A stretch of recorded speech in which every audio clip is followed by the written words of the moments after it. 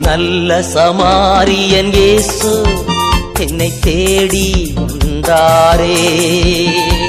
நல்ல சமாரியன் இயேசு என்னை தேடி வந்தாரே.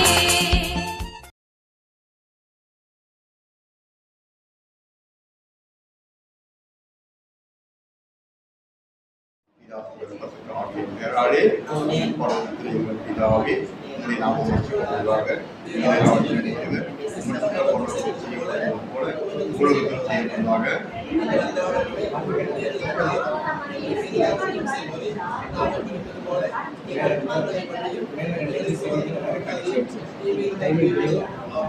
நிறைந்த மரியை வாழ்க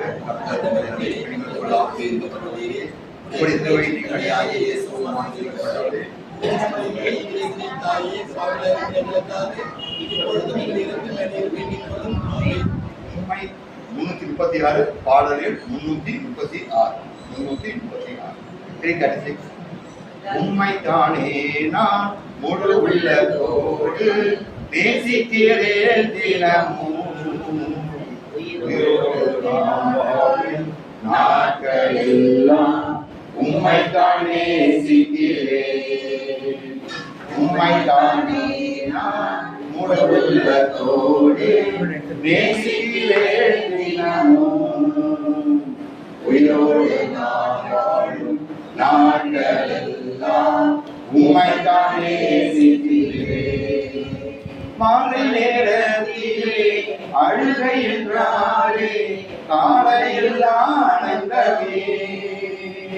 மாலை நேரத்திலே அழுகை என்றாலே காலையில் ஆனந்தமே. இன்றைய துன்பமெல்லாம் நாளைய இன்பமாகும் நடப்பதெல்லாம் நன்மைக்கே. இன்றைய துன்பமெல்லாம் நாளைய இன்பமாகும் நடப்பதெல்லாம் நன்மைக்கே. அல்லேலூயா ஆராதனை அல்லேலூயா ஆராதனை அல்லேலூயா ஆராதனை அல்லேலூயா ஆராதனை. உம்மைதானே நான் முழு உள்ளத்தோடு நேசிக்கிறேன் தினமும் உயிரோடு நான் வாழும் நாட்களெல்லாம் உம்மைதான் நேசிக்கிறேன். நொறுங்கின இதயம் உடைந்த உள்ளம் அருகில் நீர் இருக்கின்றேன். நொறுங்கின இதயம் உடைந்த உள்ளம் அருகில் நீர் இருக்கின்றேன். ஒழுங்கி போன உள்ளம் தேடி காயம் கசுவித்தேன். ஒழுங்கி போன உள்ளம் தேடி காயம் கசுவித்தேன். அல்லேலூயா ஆராதனை அல்லேலூயா ஆராதனை அல்லேலூயா ஆராதனை அல்லேலூயா ஆராதனை. உம்மைதானே நான் முழு உள்ளத்தோடு நேசிக்கிறேன் தினமும் உயிரோடு நான் வாழும் நாட்களெல்லாம் உம்மைதான் நேசிக்கிறேன். நீதிமான் வேதனை அநேகமாயிருக்கும் அநேகமாயிருக்கும். நீதிமான் வேதனை அநேகமாயிருக்கும் அநேகமாயிருக்கும். விழுகின்றேவை அனைத்து நின்றும் வெற்றியும் தருகின்றேன். அவை அனைத்து நின்றும் வெற்றியும் தருகின்றேன். அல்லேலூயா ஆராதனை அல்லேலூயா ஆராதனை அல்லேலூயா ஆராதனை அல்லேலூயா ஆராதனை. நன்றி. உம்மை தாண்டி நான் முழு உள்ளத்தோடு நேசிக்கிறேன் தினமும்.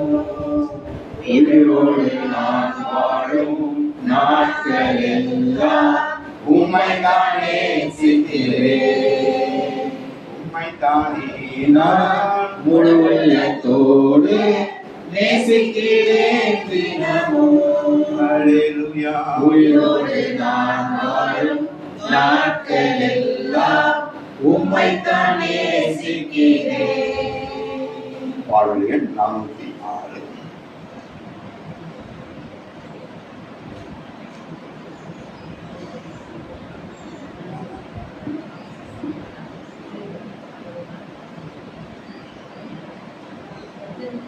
நல்லவர் நீதானே, எல்லாம் நீதானே.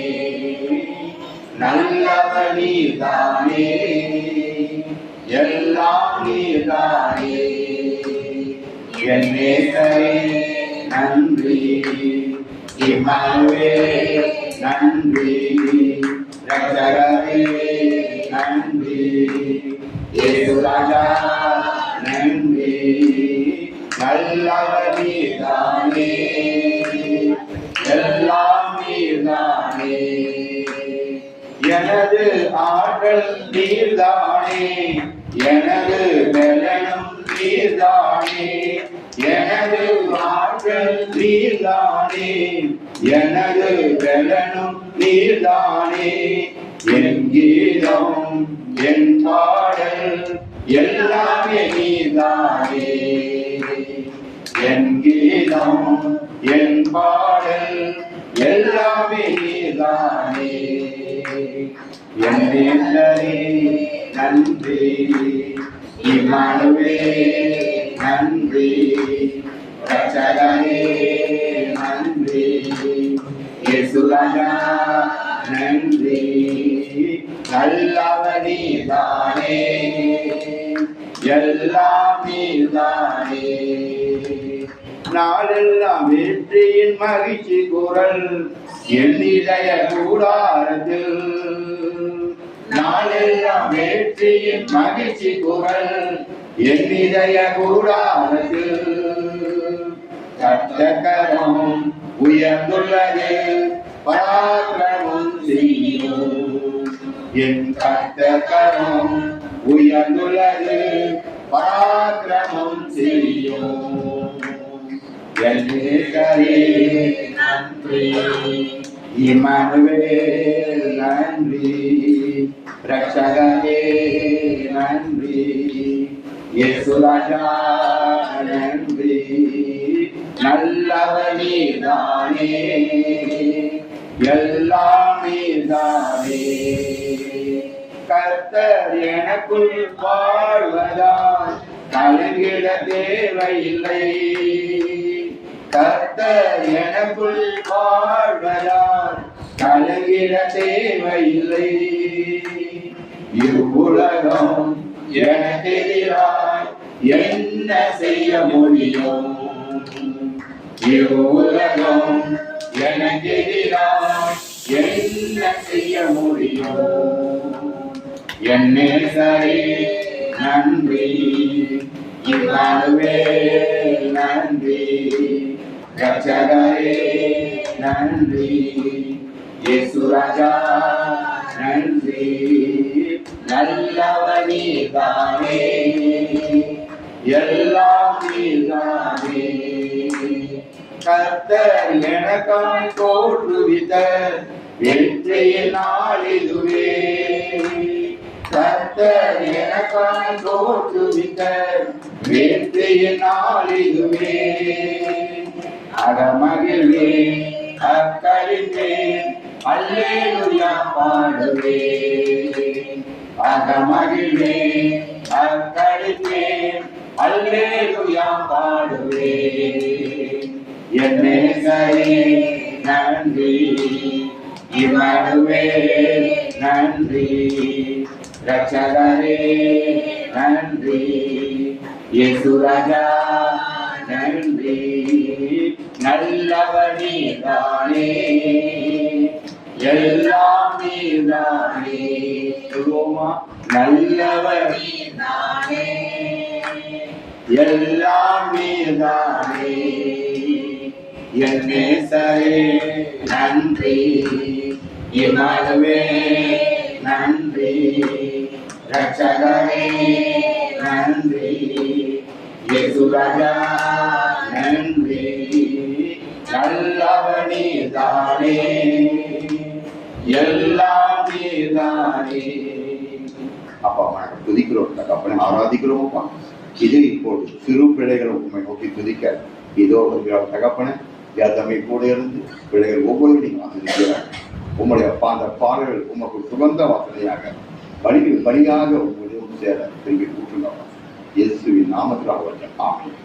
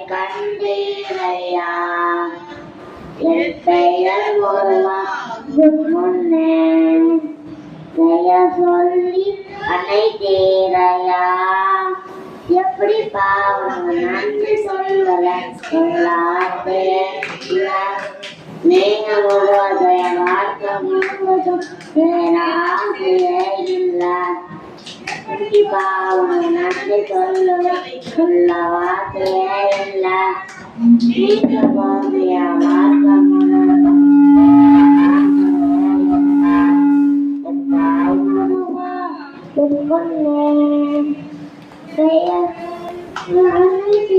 ஐயா உருவாகல நரம்புகள் உருவாகல சுத்தைகள் உருவாகல தரிசனம் உருவானது தாய்கருவிலே தரிசனம் உருவானது எப்படி பாவம் நன்றி சொல்லுவேன் உள்ள வார்த்தையே இல்லை வாழ்க்கை முழுவதும் பேராசையே இல்லை என் தாய் உருவா உன் முன்னே ஐயா பெயர் உருவா உன் முன்னே ஐயா பிரைஸ் தி லார்ட். இன்னைக்கு நம்ம பார்க்க போற திருப்பாடல் 20. ஆண்டவரே உமக்கு நன்றி. இந்த நேரத்தை நீங்க ஆசீர்வதிங்க ஆண்டவரே. நாங்கள் இந்த திருப்பாடலை பக்தியோடு ஜெபிக்க எங்களுக்கு உதவி செய்யுங்க. உங்களுடைய தூய ஆவியாருடைய பிரசன்னத்தை எங்கள் ஒவ்வொருவர் மீதும் நீங்கள் பொழியுங்க ஆண்டவரே. இந்த திருப்பாடல் இந்த வரிகள் ஆண்டவரே உமக்கு வந்த நறுமணம் வீசுகின்ற காணிக்கையாக இருக்க நீங்கள் உதவி செய்யுங்க. உமக்கே மாட்சியும் மகிமையும் ஆராதனை முடித்தாக. ஆமென். திருப்பாடல் 20. நான் ஒரு சென்டென்ஸ் படிக்கிறேன், நீங்க ஒரு சென்டென்ஸ் படிங்க. நெருக்கடி வேளையில் உமக்கு ஆண்டவர் பதிலளிப்பாராக. யாக்கோபின் கடவுளது பெயர் உம்மை பாதுகாப்பதாக. திருப்பாடல் 20. அவன் பரிசுத்த ஸ்தலத்திலிருந்து உமது உணவு படைகளை எல்லாம் அவர் நினைவில் கொள்வாராக. உமது எரிபலியை ஏற்றுக்கொள்வாராக.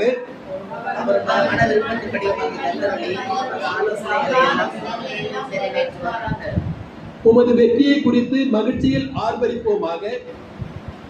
நாம் கடவுளின் பெயரால் வெற்றி கொடி நாட்டுவோமாக. உம் விண்ணப்பங்களை எல்லாம் ஆண்டவர் நிறைவேற்றுவாராக.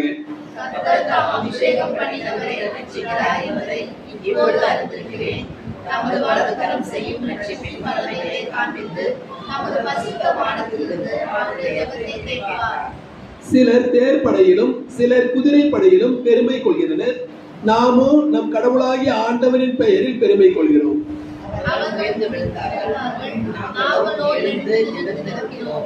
ஆண்டவரே அரசருக்கு வெற்றி அருளும். நாங்கள் கூப்பிடும் வேளையில் எங்களுக்கு பதிலளியும். தந்தைக்கும் மகனுக்கும் தூய ஆவியாருக்கும் ஆட்சி உண்டாவதாக. தொடக்கத்தில் இருந்தது போல எப்பொழுதும் எப்பொழுதும் இன்னும் இருப்பதாக. ஆமென். இந்த பாடலோட தலைப்பு அரசரின் வெற்றி பாடல். அரசரின் வெற்றி பாடல். இன்னைக்கு நம்ம அல்லேலூயா வசனத்துல படிச்சிருப்போம். நீங்கள் அரச குருத்துவ திருக்கூட்டம். எனவே நம் ஒவ்வொருவரின் வெற்றி பாடலாக இந்த பாடலை பாடுபடி திருச்சபை என்று நம்மை அழைக்கிறது. அரசர், அரசராகவும் குருத்துவராகவும். குருத்துவனாக நம்ம பணி செய்ய வேண்டியவர்கள். இப்படி பணி செய்யும் பொழுது கடவுள் நமக்கு அந்த பணி செய்கின்ற மக்கள் மீது நமக்கு அதிகாரத்தை தருகிறார். எனவே அரச அதிகாரம் என்பது நமது பணியின் வழியாக வருகிறது. எனவே இந்த அரசர்கள் ஒவ்வொருவருக்கும் வெற்றி வேண்டி நாம் பாடக்கூடிய இந்த பாடலாக இது இருக்கிறது. நெருக்கடி வேளையில் உமக்கு ஆண்டவர் பதிலளிப்பாராக. நம்முடைய நெருக்கடி வேலையில கடவுள் நமக்கு நிச்சயமாக பதில் சொல்லுவார். எவ்வளவோ நெருக்கடியான நிலைகளை நம்ம மாட்டிட்டு இருப்போம். எங்க என்ன செய்யறது, எப்படி செய்யறதுன்னு யோசிக்கும் பொழுது கடவுள் நமக்கு பதிலளிப்பார். நம்ம எரேமியா 33:3 சொல்றோம் இல்லைங்களா? ஆண்டவர் என்னை நோக்கி கூப்பிடு, நான் உமக்கு செவிசாய்ப்பேன். நீ அறிந்திராத மறைபொருள்களையும் மாபெரும் செயல்களையும் உமக்கு விளக்கி கூறுவேன். எனவே நாம் அறிந்திராத எல்லா செயல்களையும் கடவுள் நமக்கு விளக்கி சொல்வார். நமக்கு உடனே பதிலளிப்பார். கடவுளது யாக்கோபின் கடவுளது பெயர் உம்மை பாதுகாப்பதாக. கடவுளது பெயர், நம்முடைய ஆண்டவருக்கு நிறைய பெயர் இருக்கு. அதுல உங்களுக்கு பிடிச்ச பெயர்னா யோசிச்சு பாருங்க. கடவுளுடைய திருப்பெயர், கடவுளுடைய திருப்பெயர் நிறைய பெயர் இருக்கு. சொல்லுங்க பார்ப்போம். கடவுளுடைய திருப்பெயர் யெகோவா ரப்பா, அதோனாயி, எல் ஷதாய், யெகோவா ஈரே, என்னை காண்பவர், எபினேசரே, துணை செய்பவரே, காப்பாற்றுபவரே, சமாதான பிரபுவே. இப்படி ஆண்டவருக்கு நிறைய பெயர்கள் இருக்குது. எனவே ஆண்டவருடைய பெயர் யாக்கோபின் கடவுளது பெயர். நம்முடைய மூதாதையின் கடவுள். அவர் எங்கேயோ இருக்கிற கடவுள் இல்ல. ஆபிரகாமின் கடவுள், யாக்கோபின் கடவுள், ஈசாக்கின் கடவுள், நம்முடைய தாய் தந்தையருடைய கடவுள். இப்படி நம்முடைய மூதாதையருடைய கடவுளின் பெயர் நம்மை பாதுகாப்பதாக. எனவே ஆண்டவரை பெயர் சொல்லி நம்ம அழைக்கும் போது அவர் நம்மை பாதுகாக்கிறார். தூயகத்திலிருந்து அவர் உமக்கு உதவி அனுப்புவாராக. தூயகம்னா என்ன யோசிச்சு பாருங்க. தூயகம்னா என்ன? தூயகம் பரலோகம். வேற தூயகம் இந்த யூதர்களுடைய அந்த சினகாகல அவங்களுடைய தொழுகை கூடத்துல 3 பகுதிகள் இருக்குது. ஒன்று மக்கள் அமர்கின்ற பகுதி, இரண்டாவது அந்த குருக்கள் பணி செய்கின்ற பகுதி, மூன்றாவது தலைமை குரு மாத்திரம் நுழைகின்ற பகுதி திருத்தூயகம். எனவே அந்த தூயகத்திலிருந்து கடவுள் உமக்கு உதவி அனுப்புவாராக. இப்ப நம்மளுடைய காலத்துல பாத்தீங்கன்னாக்கா அந்த ஃபாதர்ஸ் நின்று திருப்பணி நிறைவேற்றுகின்ற இடம், அதுக்கு பின்னாடி இருக்கிற திவ்ய நற்கருணை வைக்கின்ற இடம். எனவே அந்த தூயகத்திலிருந்து கடவுளுடைய பிரசன்னம் இருக்கின்ற அந்த இடத்திலிருந்து ஆண்டவர் உமக்கு உதவி அனுப்புவாராக. நமக்கு உதவி வேளாங்கண்ணிக்கு போனாதான் கிடைக்கும், நாரிப்பூர் போனாதான் கிடைக்கும் அப்படின்னு கிடையாது. நம்முடைய பங்கு ஆலயத்திலிருந்து கடவுள் நமக்கு அந்த தூயகத்திலிருந்து, அந்த சியோனிலிருந்து, சியோனுனாக்கா கடவுள் வாழ்கின்ற அந்த இடம், ஜெருசலேம் சொல்லலாம், பரலோகத்தை சொல்லலாம், நம்முடைய ஆலயத்தை சொல்லலாம், நம்முடைய இருதயத்தை சொல்லலாம். எனவே நம்முடைய ஜப இல்லத்திலிருந்து கடவுள் உமக்கு உதவியை அனுப்புவாராக. தூயகத்திலிருந்து உதவி வரும். நீங்கள் ஜெபிக்கின்ற உங்கள் இது இல்லத்தில் இருக்கின்ற ஒரு பரிசுத்த இடமா, நீங்க ஒரு இடத்துல ஜெபிப்பீங்கல்ல ஒவ்வொரு நாளும், அந்த இடத்திலிருந்து கடவுள் உங்களுக்கு உதவி அனுப்புவாராக. எனவே கடவுள் வெற்றி அளிக்கின்ற கடவுள் நமக்கு உதவியை கண்டிப்பாக செய்வார். உமது உணவு படையலை எல்லாம் ஆண்டவர் நினைவில் கொள்வாராக. நம்முடைய படையல், நம்முடைய காணிக்கைகளை கடவுள் ஏற்றுக்கொள்கிறாரா? ஆண்டவர் ஆபேலை கண்ணோக்கினார், காயினையோ அவனது காணிக்கைகளையோ அவர் கண்ணோக்கவில்லை. நம்முடைய காணிக்கையை, நம்முடைய படையலை, நாம் எடுத்துக்கொண்டு வர்றதை கடவுள் ஏற்றுக்கொள்கிறாரா? நம்ம ஏற்றுக்கொண்டால் கடவுள் ஆபேலை எரிபலியாக ஏற்றுக்கொண்டது போல நம்மையும் ஏற்றுக்கொள்வார்.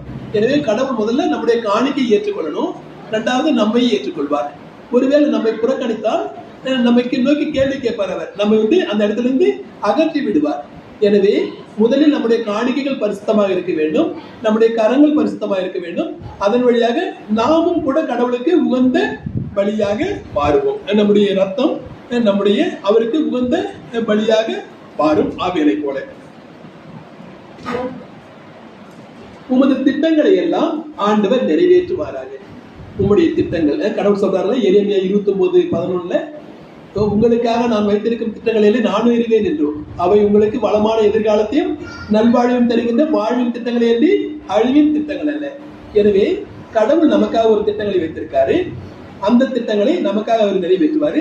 அது உங்களுடைய திட்டங்களாக மாற்றப்படும். எனவே நம்ம ஜெபிக்கணும், ஆண்டவரே என்னுடைய திட்டங்கள் ஒன்றும் இல்லை, உங்களுடைய திட்டம் தான் என்னோட வாழ்வை நிறைவேறணும், அதை நீங்க நிறைவேற்றுவீங்க, அதை எனக்கு காமிச்சு கொடுங்க. கண்டிப்பாக அவர் நமக்காக வைத்திருக்கின்ற நலமான திட்டங்களை அவர் நிறைவேற்றுவார். உமது வெற்றியை குறித்து மகிழ்ச்சியில் ஆர்ப்பரிப்போமாக. நம்முடைய படையல், நம்முடைய காணிக்கை அவருக்கு உகந்ததா இருக்கும் பொழுது, நம்முடைய திட்டங்கள் எல்லாம் அவர் நிறைவேற்றும் பொழுது, நம்மை சுற்றி வாழும் திருச்சபை, நம்மை சுற்றி வாழும் நம்முடைய குடும்பத்தார், நம்ம சந்திக்கின்ற மக்கள் எல்லோரும் நாம் அடைகின்ற வெற்றியை குறித்து, கடவுள் நமக்கு தருகின்ற வெற்றியை குறித்து அவர்களும் சந்தோஷமாக மகிழ்ச்சி அடைவார்கள். எனவே நம்முடைய வெற்றியை குறித்து அவர்கள் மகிழ்ச்சி அடைவார்கள். கடவுளின் பெயரால் நாம் வெற்றி கொடி நாட்டுவோம். நமது விண்ணப்பங்களை எல்லாம் ஆண்டவர் நிறைவேற்றுவார். இதுக்கெல்லாம் தேவை, நம்முடைய விண்ணப்பங்களை எல்லாம் நிறைவேற்ற வேண்டுமானால் நமக்கு தேவையானது நம்முடைய காணிக்கை அவருக்கு உகந்ததாக இருக்க வேண்டும். நம்முடைய பலியை அவருக்கு உகந்ததாக இருக்க வேண்டும். நாம் அவர்களுக்கு விருப்பமானவர்களாக, உகந்ததை செய்பவர்களாக இருக்க வேண்டும். ஆண்டவர் தாம் திருப்பொழிவு செய்தவருக்கு வெற்றி தருகிறார். கடவுள் நம்மை முதல்ல வெற்றி தரதுக்கு முன்னாடி நம்மை திருப்பொழிவு செய்கிறார். தம்முடைய பரிசுத்த தைலத்தால், ஞானஸ்நானத்தின் வழியாக, உறுதி பூசல் வழியாக, தம்முடைய திரு தைலத்தால் எண்ணெய் பூசி, கிறிஸ்தும தைலத்தின் வழியாக, இப்படியாக நம்மை தூய ஆவியால் முத்திரையிட்டு நமக்கு வெற்றி தருகிறார். எனவே அந்த தூய ஆவியாருக்கு நாம் துயரம் விளைவிக்க கூடாது. எபேசியர் சொல்வாங்கல்ல, கடவுளின் தூய ஆவியாருக்கு வருத்தம் விளைவிக்காதீர்கள், துயரம் விளைவிக்கிறார்கள் சொல்றாரு இல்லையா கடவுள். உங்கள் கெட்ட வார்த்தை எதுவும் உங்கள் வாயிலிருந்து வரக்கூடாது. கேட்போர் பயனடையும்படி அருள் வளர்ச்சிக்கேற்ப நல்ல வார்த்தைகளையே பேசுங்கள். கடவுளின் தூய ஆவியாருக்கு துயரம் விளைவிக்காதீர்கள். எனவே துயரம் விளைவிக்காமல் இருக்கும் பொழுது கடவுள் நம் மீது பொழிந்திருக்கின்ற அந்த அபிஷேக தைலத்தினால் நமக்கு வெற்றி தருகிறார். அவருடைய பெயர் வெற்றி தரும், அவருடைய திருப்பொழிவு வெற்றி தரும். அந்த திருப்பொழிவின் வழியாக நம் மீது முத்திரிடப்பட்ட தூய ஆவியார் நமக்கு வெற்றி தருவார். தூய வானகத்திலிருந்து அவர் பதிலளிக்கின்றார். வெற்றி அளிக்கும் தமது வழக்கையின் ஆற்றலை காட்டுகின்றார் என்று நான் இப்பொழுது அறிந்து கொள்கிறேன். சிலர் தேர் படையிலும் சிலர் குதிரை படையிலும் பெருமை கொள்கின்றனர். நாமும் நம் கடவுளாகிய ஆண்டவரின் பெயரில் பெருமை கொள்கிறோம். நாம் வீண் பெருமை கொள்ளுகின்ற நம்முடைய தேர் படை எது? நாம் வீண் பெருமை கொள்ளுகின்ற நம்முடைய குதிரை படை எது? நாம் யோசித்து பார்ப்போம். என்னுடைய பெருமையை நான் எதன் மீது வைக்கிறேன்? ஆண்டவருடைய பெயரின் மீது வைக்கிறேனா, அல்லது எனக்காக ஒரு படை, எனக்கு 4 மனுஷால தெரியும், எனக்கு நான் வேலை செய்யற இடத்துல எல்லாரும் என் பக்கம் நிற்பாங்க, என் குடும்பத்துல அண்ணன் தம்பி எல்லாரும் என் பக்கம் நிற்பாங்க, இப்படியாக நாம் யார் மீது நம்முடைய நம்பிக்கையை வைக்கிறோம்? சிலர் தேர்ப்படையிலும் சிலர் குதிரை படையிலும் வெற்றி பெருமை கொள்கின்றனர். நமக்கு தெரியும், அந்த பார்வோனின் தேர்ப்படையும் குதிரைப்படையும் என்னாச்சுன்னு தெரியும். சக்கரங்கள் சுழல முடியல, அது மண்ணோட மண்ணாக கடல்ல ஆழத்துல அமிழ்ந்து போனது. எனவே கடவுள் நம்மை சந்திக்க வரும்பொழுது நம்முடைய தேர்ப்படையோ நம்முடைய குதிரைப்படையோ ஆண்டவருக்கு விருப்பமில்லாமல் இருந்தால் நாமும் அமிழ்த்தப்படுவோம். நாமும் சடலமாக அடுத்த நாள் காலையில தரையில் காண கிடப்போம். மாறாக நம்முடைய ஆண்டவரின் திருப்பெயரை நம்ம நம்பி செல்லும் பொழுது கடவுள் நமக்கு வெற்றி அளிப்பார். அவர்கள் தடுமாறி வீழ்ந்தார்கள், நாமோ உறுதியாக நிற்கிறோம். அவர்கள்னாக்க அந்த தேர்ப்படையும் குதிரைப்படையும் உருவாக்கி கொண்டவர்கள், கடவுளுக்கு பொருந்தாத படைகளை உருவாக்கி கொண்டவர்கள். நாமோ தலை நிமிர்ந்து நிற்போம். நாமோனாக்க ஆண்டவரது பெயரை கூவி அழைக்கின்ற மக்கள், அவரால் திருப்பொழிவு செய்யப்பட்ட மக்கள். நம்முடைய அபிஷேகத்தை நாம் இழந்து விடாமல் இருக்க வேண்டும். ஒவ்வொரு நாளும் இறை புகழ்ச்சி செய்து தூய ஆவியாரால் நிரப்பப்பட நாம் மன்றாட வேண்டும். கடவுளின் பெயரை ஸ்துதிக்க வேண்டும். நம்ம பாடல் பாடல ஒவ்வொரு வழிபாடு இப்படிதான் வடிவமைக்கப்படுகிறது. முதல்ல பிரைஸ் அண்ட் வர்ஷிப், இறை புகழ்ச்சி செய்கிறோம்.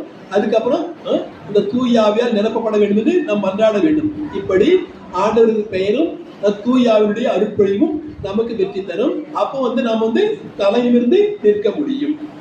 ஆண்டவரே, அரசருக்கு வெற்றி தரலும், வெற்றி தரலும், நாங்கள் கூப்பிடும் வேளையில் எங்களுக்கு பதிலளியும். எனவே ஆண்டவரது பெயர் நமது உதடுகளில் இருக்கும் பொழுது, நமது உள்ளத்தில் இருக்கும் பொழுது நாம் கூப்பிடும் வேளையில் கடவுள் நமக்கு வெற்றி தருவார்.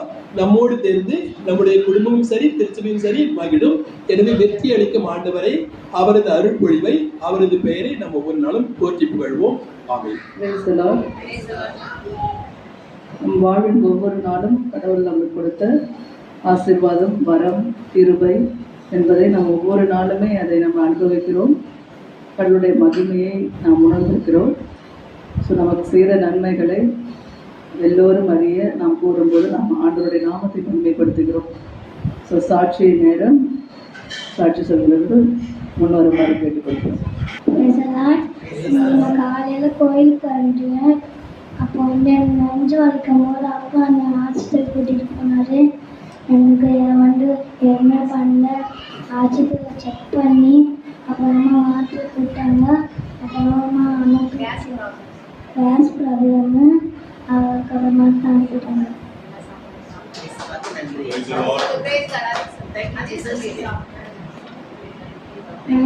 காலையில் இட்லி சாப்பிட்டேன். நல்லா சாப்பாடு சாப்பிட்றேன்.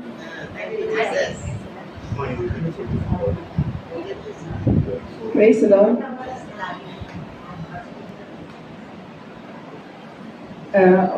ஒரு நாள் நான் ஸ்கூல் விட்டு வரும்போது எனக்கு பயங்கரமான வலி.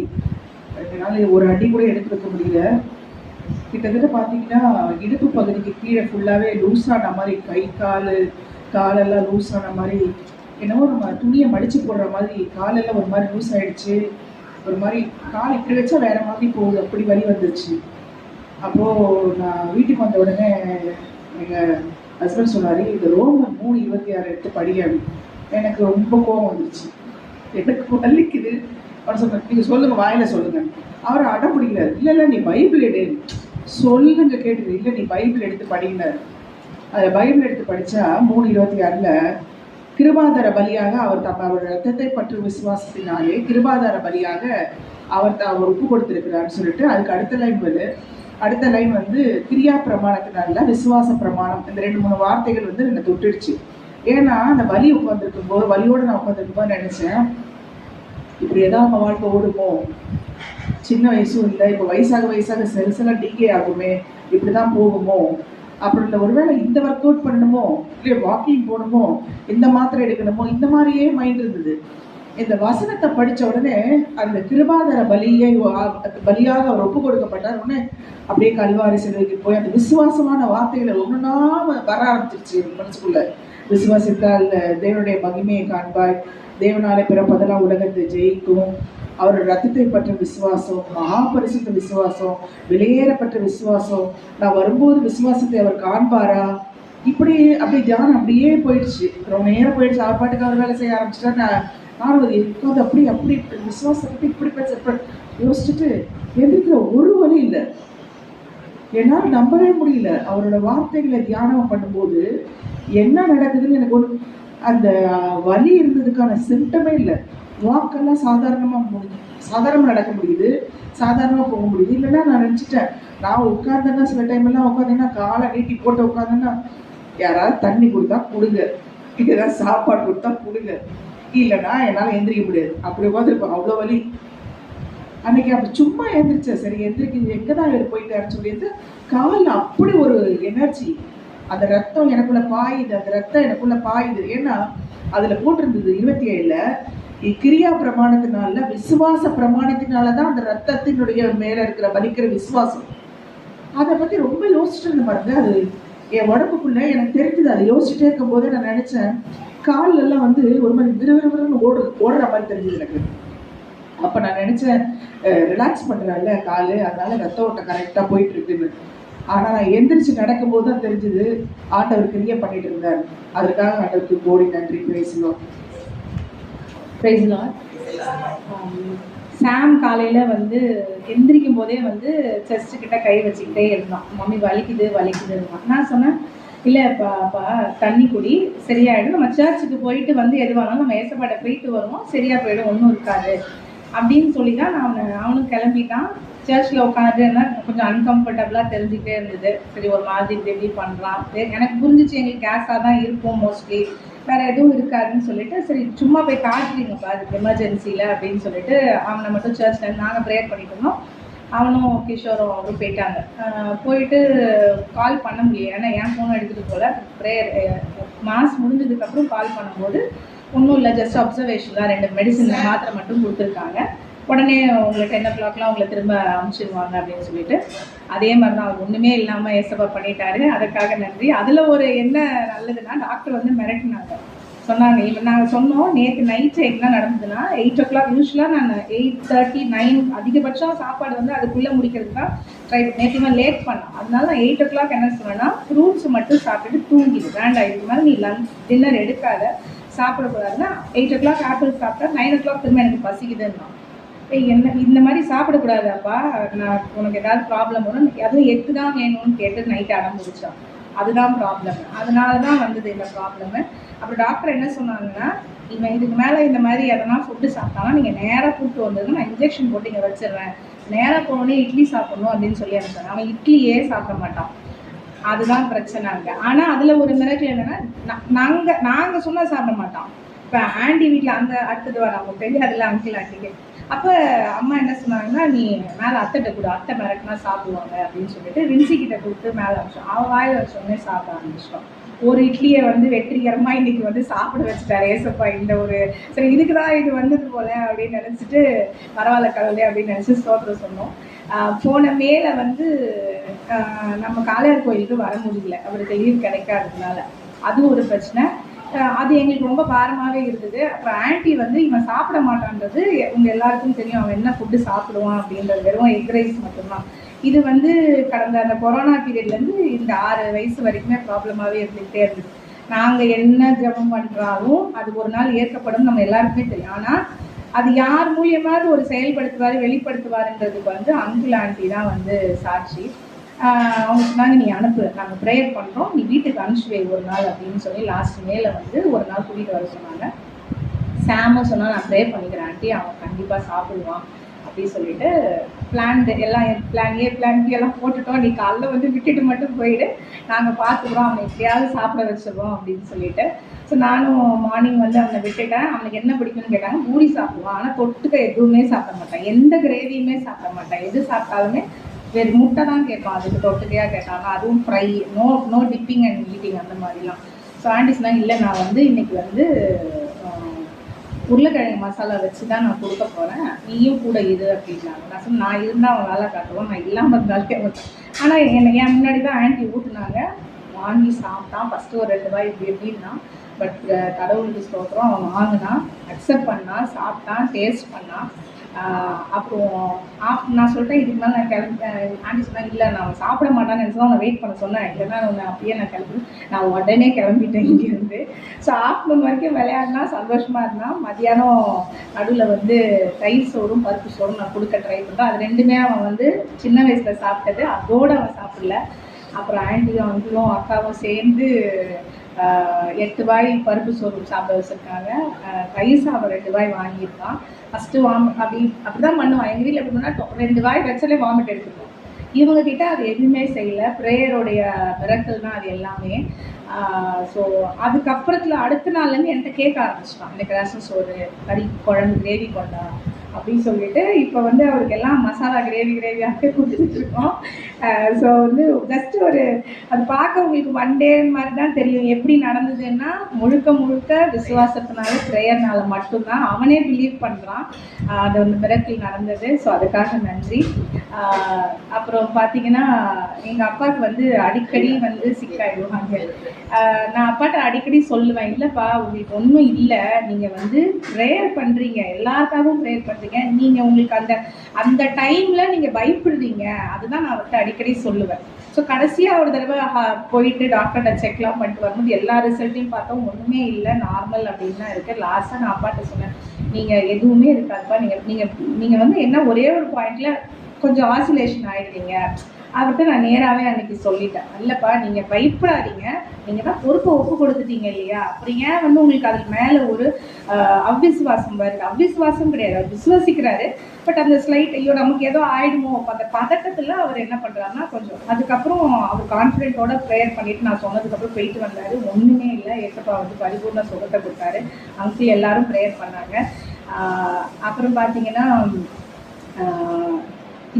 முக்கியமான விஷயம், நாங்கள் லாஸ்ட் மார்ச்லேருந்து வந்து சாமுக்கும் சூசனுக்கும் பர்த் சர்டிஃபிகேட்டை வந்து சேஞ்ச் பண்ணணும். அதில் வந்து இனிஷியல் இப்போ தான் நிறைய ப்ரொசீஜர்ஸ் வந்துச்சு கவர்மெண்ட்டில், ஒன்று இனிஷியல் போட்டு வைங்க இல்லை போடாமல் வைங்க அப்படின்ற ஒரு கன்ஃபியூஷன் இருந்துக்கிட்டே இருந்தது. இவனுக்கு பார்த்தீங்கன்னா 2 இனிஷியல் போட்டு இருக்கும், பாப்பாவுக்கு இனிஷியல் போட்டு இருக்காது. ஸோ இந்த மாதிரி ஒரு ப்ராப்ளம் இருந்ததுனால பர்த் சர்டிஃபிகேட்டுக்கு நாங்கள் சேஞ்ச் பண்ணுறதுக்காக நம்ம மேரியில் அலைஞ்சோம். ஸோ அங்கே போயிட்டு 1.5 months கழித்து ஒரு வழியாக கொடுத்துட்டாங்க. அதை வாங்குறதுக்கும் கொஞ்சம் நம்ம போயிட்டு ஒரு 2-3 நாள் அலைஞ்சு தான் வாங்கினோம். அது முடிஞ்சது இல்லாமல் அடுத்தது நெக்ஸ்ட் ஆதார் சேஞ்ச் பண்ணணும். ஸோ நான் ஏசப்பாட்ட வந்து நான் ஆதாருக்கு மே ஃபுல்லாக அலையிறேன், நான் மட்டும்தான் லீவில். ஸோ இவங்களை 2 பேரையும் வச்சுட்டு, ஏன்னா அது எந்த சிஎஸ்சி சென்டர்லையும் பண்ண மாட்டாங்க, வெறும் போஸ்ட் ஆஃபீஸில் மட்டும்தான் அந்த ஆதாரில் இனிஷியல் சேஞ்ச் பண்ணுவாங்க, வேறு எங்கேயுமே பண்ண மாட்டாங்க. எப்போ ஒரு தடவை நான் போனாலும் பயங்கர வெயிலில் இதுங்க 2 பேரையும் முன்னாடி உட்கார வச்சுட்டு கூட்டிகிட்டு போகும்போதும் சொல்லுவாங்க, இப்போ வந்து சிஸ்டம் ஒர்க் ஆகலை, அப்டேட் ஆகிருக்குது, உங்களுக்கு ஆதார் இது வராது. இவங்க வந்து என்ன பண்ணாங்க, மெயின் போஸ்ட் ஆஃபீஸில் விசாரிச்சப்போ என்ன சொன்னாங்கன்னா, நாங்கள் பண்ணுவோம், நீங்கள் வந்து ரெஜிஸ்டர் பண்ணி வச்சுக்கோங்க, நாங்கள் எப்போ சொல்கிறோமோ அப்போ தான் நீங்கள் வரணும், இங்கேருந்து நம்ம டவுனுக்கு அழைச்சிட்டு போகணும் பிள்ளைங்களை. ஸோ நான் ஏசப்பாட்ட 3 தடவை 4 தடவை அலைஞ்சிட்டேன், இங்கே எல்லாமே 2-3 போஸ்ட் ஆஃபீஸ் அலைஞ்சிட்டேன். அப்புறமா நான் சொல்லிட்டேன், இல்லைப்பா என்னால் முடியாது, இதுக்கு மேலே நீங்களே பார்த்துக்குங்க, நான் தான் உங்ககிட்ட சொல்லிட்டேன்ல, இதுக்கு மேலே நான் வந்து இத்தனை தடவை நான் அலைஞ்சி என்னால் முடியல, நீங்களாம் வழி தரேன், நான் யார் காலையும் பிடிக்க மாட்டேன், எனக்கு யாரையும் தெரியாது, இந்த போஸ்ட் ஆஃபீஸில் நான் யாரை கேட்கணும், அவங்கள கேட்கலாம், நான் யாரையும் நான் கேட்க மாட்டேன், விட்டுட்டேன். லாஸ்ட்டாக நான் வந்து இல்லை நீங்கள் தான் எனக்கு முடிச்சு கொடுக்கணும் அப்படின்னு சொல்லிட்டு முந்தா நேற்று நானும் கிஷோரும் சரி மெயின் போஸ்ட் ஆஃபீஸ் போவோம், அங்கே போயிட்டு ஜஸ்ட்டு என்னன்னு ஒரு தடவை விசாரிச்சுட்டு வருவோம் அப்படின்னு போனால் அங்கே ஏற்கனவே சொன்ன ஆள் இல்லை, எங்ககிட்ட இந்த மாதிரி எழுதி வச்சுக்கணும். ஒரு பொண்ணு உட்காந்து எடுத்துகிட்டு வாங்க அப்படின்னுட்டு எங்களுக்கு ஒன்றுமே புரியல, என்னைக்கு எடுத்துகிட்டு வரணும் இந்த மாதிரிலாம் சொன்னாங்க சிஸ்டர் அப்படின்னு சொன்னபோது, அப்போ எனக்கு அங்கே ஏசப்பா பேசினார், நீ வந்து என்னை மட்டும் நீ விசுவாசி, நீ வேறு யாரையும் நீ வந்து நம்பாத அப்படின்னு சொல்லும்போது மண்டையில் பட்டுற மாதிரி. அதாவது நம்ம டெஸ்ட் பண்ணிக்கிட்டே இருக்கும்போது நமக்கு வந்து அந்த இடத்துல வந்து ஒரு வல்லமை வெளிப்படும் போது நான் ரொம்ப அதில் வந்து பயங்கரமாக ரொம்ப ஹாப்பியாக பசங்கிட்ட சொந்த பாரு ஏசப்பா அவங்க உடனே போய் முட்டி போட்டு ஏசப்பா நீங்கள் ரெடி பண்ணிட்டீங்களா அப்படின்னு. ஸோ அதில் பாப்பாவுக்கு தம்பிக்கு ரெடி ஆகிடுச்சு. நெக்ஸ்ட் சாட்டர்டே நீங்கள் ஏன்னா ஒரே டைம் ஃபிங்கர் பிரிண்ட் வைக்கக்கூடாதுன்னு சொல்லியிருந்தனால அடுத்த வாரம் எடுத்துட்டு வாங்க அப்படின்னு சொல்லியிருந்தாங்க. Praise Lord. Thank you. Praise the Lord. எனக்கு முதல்லலாம் வந்து கொஸ்டின் பேப்பர்ல தருவாங்க, ஆனா இப்போ புதுசா ஆன்சர் ஷீட்னு ஒரு வச்சிருக்காங்களாம், அதுல தந்தாங்க. நான் அதுல கொஸ்டின் நல்லா படிச்சு ரீட் பண்ணி எழுதணும், கொஞ்சம் நல்லா எழுதணும். அது பார்த்து நன்றி. நானே சொன்ன ஸ்டோரி அதனால மிஸ் எனக்கு ஸ்டார் போட்டாங்க.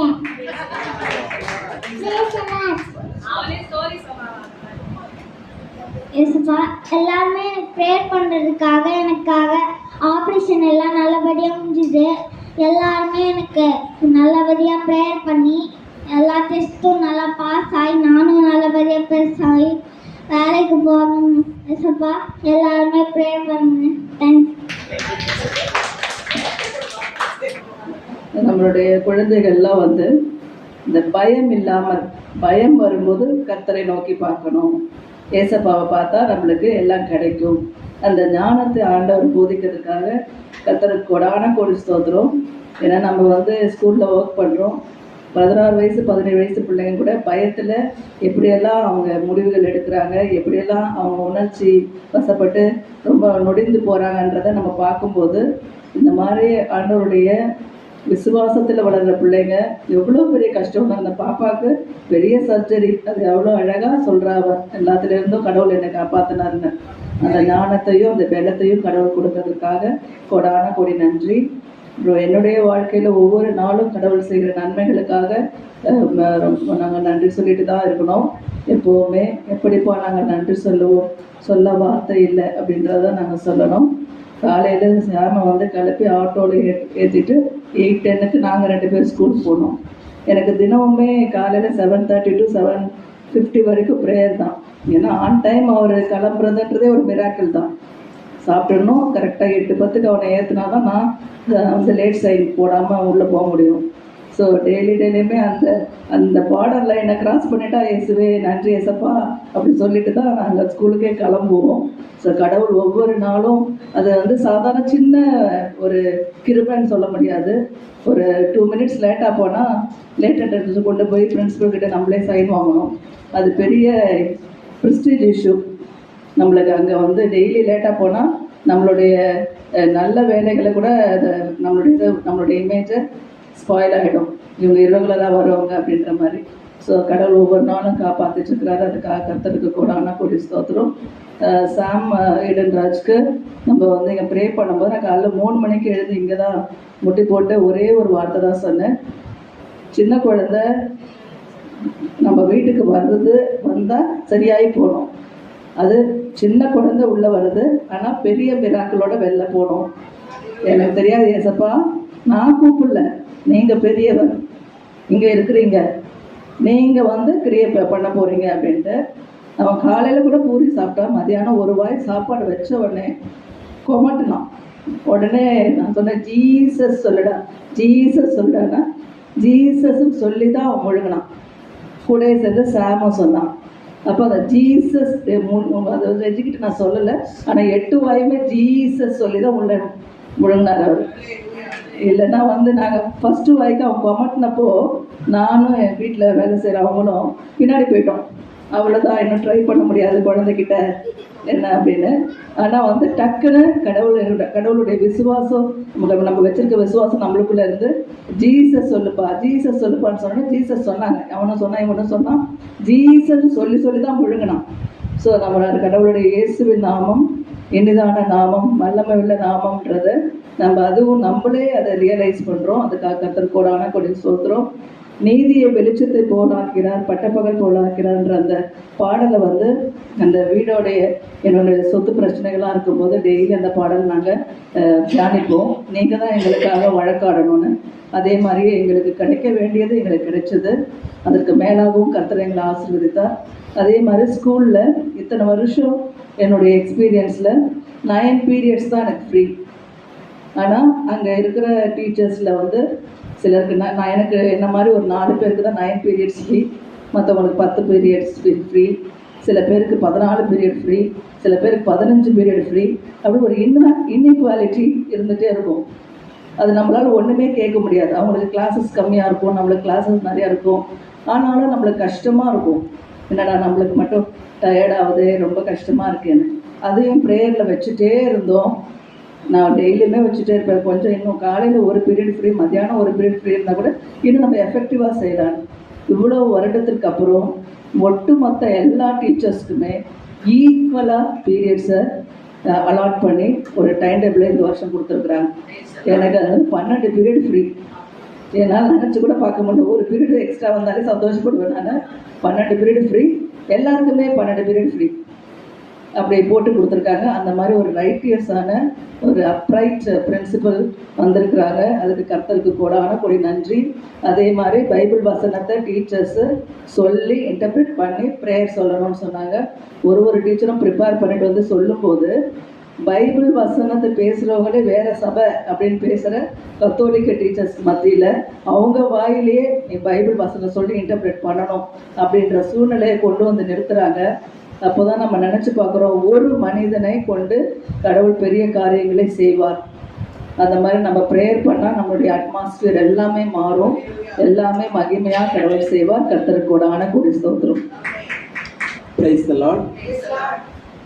2014 நான் வந்து இந்த பைபிள் படிக்கலான்னு ஆரம்பித்து ஜூன் 12ஆம் தேதி தான் படிக்க ஆரம்பித்தேன். அந்தோனியா திருவிழா ஒட்டி 13 நினைக்கிறேன். அப்படி ஆரம்பிச்சு தான் அடுத்து 2015 ஒரு டைம் படித்து முடித்தேன். அது அப்போ தான் வந்து என்னோட பிள்ளைங்களுக்கு வந்து அந்த எம்பிபிஎஸ் சீட்டு கிடச்சதுன்னு சொல்லி நான் வந்து சாட்சி சொல்லியிருந்தேன். அதே மாதிரி அந்த 14 ஆரம்பித்தது கடவுள் கிருபையில் தொடர்ந்து ஒவ்வொரு வருஷமும் படிச்சுட்டு வந்தேன். அந்த ஒரு டைம் டேபிள் பிரகாரம் ஒரு வருஷத்துக்கு ஒரு வாட்டி முடிக்க முடிஞ்சிச்சு. இப்போ வந்து 2026 நடக்குது. கடவுள் கிருபையில் வந்து 12 டைம்ஸ் அந்த இறைவார்த்தையை முழுக்க 12 டைம்ஸ் படிக்க முடிஞ்சிச்சு. படித்து கடவுள் வந்து அதுக்கு நேரத்தை கொடுத்தாரு, ஆர்வத்தை கொடுத்தாரு, அதே மாதிரி வாய்ப்புகளை கொடுத்தாரு. இப்போ 13th டைம் ஆரம்பிச்சிருக்கிறோம். இது எதுக்காக சொன்னோம்னாக்கா, அந்த கடவுள் நல்ல பார்வையை கொடுத்துருக்காரு, அதே மாதிரி நேரத்தை கொடுத்துருக்காரு, இறைவார்த்தை மீது ஆர்வத்தை கொடுத்துருக்காரு. அதே மாதிரி அந்த ஒவ்வொரு முறையும் படிக்கும் பொழுதும் அந்த படிச்சுட்டு மக்கள் வந்து கேட்குறாங்க, நம்ம வேலையோட சமத்துலையும் சரி வந்து இன்னைக்கு எனக்கு பர்த்டே பிளஸ் பண்ணுங்க அப்படின்னு வந்து எல்லாருக்கும் முன்னாடி கேட்பாங்க. அது இப்போ நான் கடவுளோட வார்த்தை சொல்லி பிளஸ் பண்ண முடியுது, ப்ரேயர் பண்ண முடியுது. இப்போ கொஞ்ச நாளாக ஒரு ப்ராக்டிஸ் ஆரம்பித்தேன். நம்ம சரி வீட்டுக்கு முன்னாடி ஒரு போர்டு எழுதி போடலாம் அப்படின்ட்டு ஒரு சின்னதாக ஒரு ஒயிட் போர்டு வாங்கி ஒவ்வொரு நாளைக்கு ஒரு வசனம் எழுதலாம் அப்படின்னு எழுத ஆரம்பிச்சிருக்கிறேன். கடவுள் வந்து அதை வந்து நின்று படிச்சுட்டு போகிறாங்க, சில பேர் நின்று அதை ஃபோட்டோ எடுத்துகிட்டு போகிறாங்க. அது மாதிரிலாம் நான் பார்க்குறேன். எனவே அந்த ஆர்வத்தை கொடுத்த கடவுளுக்கு நான் நன்றி சொல்கிறேன். ஆத்துமாவே நன்றி சொல்ல முழு உள்ளத்தோடு கர்த்தர் செய்த நன்மைகளை ஒரு நாளும் மறவாதே. கர்த்தர் செய்த நன்மைகளை ஒரு நாளும் மறவாதே. என் ஆத்துமாவே நன்றி சொல்ல முழு உள்ளத்தோடே. ஆண்டவரை ஒவ்வொரு நாளும் செய்து கொண்டிருக்கிற நன்மைகளுக்காகவும் கிருபைகளுக்காகவும் நாங்கள் நன்றி செலுத்துகிறோம். அப்பா, நாங்கள் நிற்பதும் நிர்மூலமாகாதிருப்பதும் உடைய சுத்த கிருபை ஆண்டவரே. நாங்கள் ஆண்டவரே பல மணி நேரம் ஜெபிக்க தவறினாலும் ஆண்டவரே 24 மணி நேரமும் ஆண்டவரே உங்களுடைய நினைவிலே செயல்பட எங்களுக்கு நீர் ஆண்டவரே உணர்த்திருக்கிறீர். அதற்காக நமக்கு நன்றி செலுத்துகிறோம். அப்பா, எந்த இடத்திலும் ஆண்டவரே எங்களால் ஆனது என்று நினைக்காதபடிக்கு கர்த்தருடைய கிருபை எங்களிலே செயல்படுகிறது என்பதை நாங்கள் வெளிப்படுத்தும்படியான ஒரு வாழ்க்கை எங்களுக்கு கொடுத்ததற்காக நாங்கள் நன்றி செலுத்துகிறோம். வந்திருக்கிற ஒவ்வொருவரும் ஆண்டவரை நம்முடைய வார்த்தைகளை கேட்டு அந்த வார்த்தைகளின் உயிரை ஆண்டவரை பெற்றுக்கொண்டு அப்பா ஒவ்வொரு நாளும் ஆண்டவரை சாட்சியாய் திகழ வேண்டும் ஒப்பு கொடுத்து ஜெபிக்கிறோம். ஜீவன் நல்ல பிதாவே. ஆமென். அற்புதங்கள் என்ன சொல்லுங்க எல்லாரும்? அற்புத அற்புத அற்புத அற்புத கை தட்டி போடுமா? வாழ்வை மீண்டும் ஒரு முறை பாடுவோம்.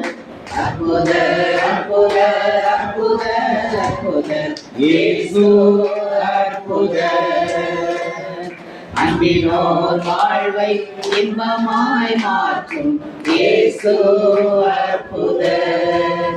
எல்லோரும் பாடுங்கள், கைத்தாளம் போடுங்கள், சங்கீதம் போடனே சங்கீதம் பாடுங்கள். எல்லோரும் பாடுங்கள், கைத்தாளம் போடுங்கள், சந்தோஷத்துடனே சங்கீதம் பாடுங்கள். அற்புத அற்புத அற்புத அற்புத இயேசு அற்புத, அண்டினோர் வாழ்வை இன்பமாய் மாற்றும் இயேசு அற்புத. ஆண்டவர் சிறைச்சாலையில் செய்த அற்புதங்களை பற்றி இன்னைக்கு நாம் தியானிப்போம், வாசிப்போம். திருத்துதர்படி 5ஆம் அதிகாரம் 11 வாசிப்போம், 17 வாசிப்போம். திருத்துதர்படி 5ஆம் அதிகாரம் 17 வாசிப்போம். அப்பொழுது பிரதான ஆசாரியரும் அவரோடு கூட இருந்த சதுசேயர் அனைத்தும் தலைவருக்கு எழுப்பி பொறாமையினால் நிறைந்து அப்போஸ்தலரை பிடித்து பொதுவான சிறைச்சாலையில் வைத்தார்கள். அப்போஸ்தலரை பிடித்து பொதுவான சிறைச்சாலையில் வைத்தார்கள். கர்த்தருடைய தூதன் ராத்திரியிலே வந்து சிறைச்சாலையின் கதவுகளை திறந்து அவர்களை வெளியே கொண்டு வந்து, நீங்கள் போய் தேவாலயத்திலே நின்று இந்த ஜீவ வார்த்தைகள் எல்லாவற்றையும் ஜனங்களுக்கு சொல்லுங்கள் என்றார். அவர்கள் அதை கேட்டு அதிகாரமே தேவாலயத்தில் பிரவேசித்து போதகம் பண்ணினார்கள். அப்படியே கொஞ்ச நேரம் வெயிட் பண்ணுங்க. இப்ப அவர்களை சிறையில் எதுக்கு பிடிச்சு வச்சாங்க? பிசாசானவன் ஆண்டுடைய வார்த்தைகளை எடுத்துரைக்கிறத சிறைச்சாலை கொண்டே போடுவான், மற்றவங்களை கொண்டே போட மாட்டான். உலகத்தின் பிறமாக சிறவனை யாரும் கொண்டே போடவே மாட்டான். யாரை போடுவான்? நம்மளை மாதிரி நற்செய்தி அறிவிப்பவர்கள் தான் கொண்டு போயிடணும்னா போடுவோம். போட்டால் ஆண்டவர் சும்மா இருக்க மாட்டார். என்ன செய்வார்? அற்புதத்தை செய்ய விடுறார். பாத்தீங்க, ஆண்டவர் ராத்திரியிலே ஆண்டுடைய தூதன் வந்து என்ன செய்யறாரு? பாத்தீங்க, சிறைச்சாலை கதவுகளை திறந்து அவரை வெளியே கொண்டு வந்து, நீங்கள் போய் தேவாலயத்தில் நின்று ஜீவ வார்த்தைகள் எல்லாவற்றையும் ஜனங்களுக்கு. ஆனால் இன்னைக்கு நாம் சோர்ந்து போயிடக்கூடாது. எங்க பங்குல ஃபாதர் இப்படி சொன்னாரு, எங்க திருச்சபை இப்படி சொல்லுது, இதெல்லாம் வேண்டாம். ஆண்டவர் என்ன சொல்லுகிறார்? இன்னைக்கு எல்லா திருச்சபையிலுமே போதகர்கள் என்ன சொல்றார்கள், சபைகள் என்ன சொல்றாரு, ஆர்வம் காட்டுகிறார். நல்லது, தப்புன்னு சொல்றாரு. ஆனால் இயேசு என்ன சொல்லுகிறார்? நியாய தீர்ப்பின் நாளில் இயேசு என்ன சொல்லுகிறார்? கோயிலுக்கு வந்தான்னு கேட்டாரா? சபைக்கு பண்ணு கேட்டாரா? ஏன் கேட்கல? அவர் தியானி படிக்கலையா? தியானி படிக்கலையா? இயேசுக்கு தியானி தெரியாதா? ஏன் சொன்னாரு? நான் தாகமாக இருந்த எனக்கு நீங்கள், நான் பசியாக இருந்த எனக்கு நீங்கள், நான் ஆடுகின்ற எனக்கு நீங்கள். எல்லாம் நாம் எவ்வளவு செய்கிறோம்? நம்முடைய கத்தோலிக்க திருச்சியில் பல நிறுவனங்கள் இருக்குது. ஓல்டேஜ் ஹோம் இருக்குது, எய்ட்ஸ் பேஷண்ட் ஹோம் இருக்குது, சிறுவர்களுக்கு ஹோம் இருக்குது, லெப்ரசி ஹோம் இருக்குது. என்னென்ன ஹோம் இதோ எல்லாமே நம்முடைய திருச்சியில் இருக்குது. இதெல்லாம் என்னைக்காவது நம்ம போய் பார்க்குறோமா? சரி, தோட்டத்தில் தான் நம்மளுக்கு செய்ய முடியல. என்னைக்காவது போய் பார்க்குறோமா? எப்படி ஆண்டோடைய வருகை என்பது நம்ம பதில் சொல்ல முடியும்? ப்ரேயர் மீட்டிங் நடத்தினாலும் அவர் கேட்கல. நீ பாட்டு பண்ணியான்னு கேட்கல. யூடியூப்ல போட்டியாகணும்னு கேட்கல. யூடியூப் சேனல் வச்சிருந்தாலும் கேட்கல. என்ன கேட்டார்? When I was hungry, you gave me to eat. When I was thirsty, you gave me to drink. Now enter into the home of my Father. Now enter into the home of my Father. Whatsoever you do, to the least of my people that you love. பிசாசனங்களை சிறைப்படுத்துகிறார்.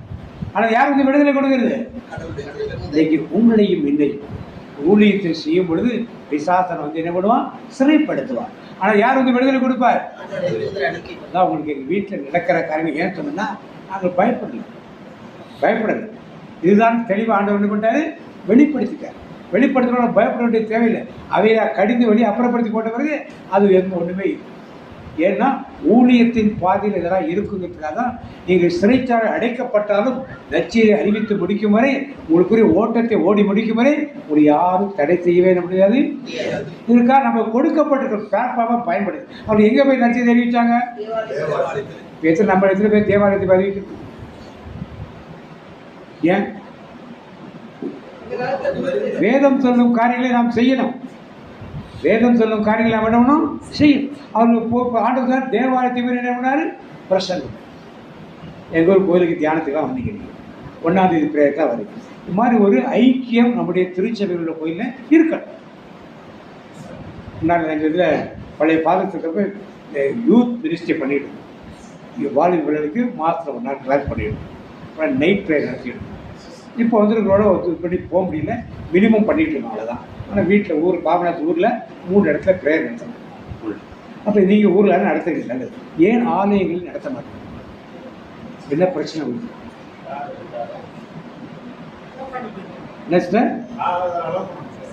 Father prayer குரூப்னு ஒன்று இருக்கா இல்லையா? சர்ச்சில் இருக்கா இல்லையா prayer group? சொல்லுங்கள், மாதா பற்றி சொல்லுங்கள். மாதா பற்றி சொல்ல தப்புன்னு கிடையாது. வேதத்தில் மாதம் எடுத்து சொல்லுங்க, யார் தப்புன்னு சொல்லுங்க.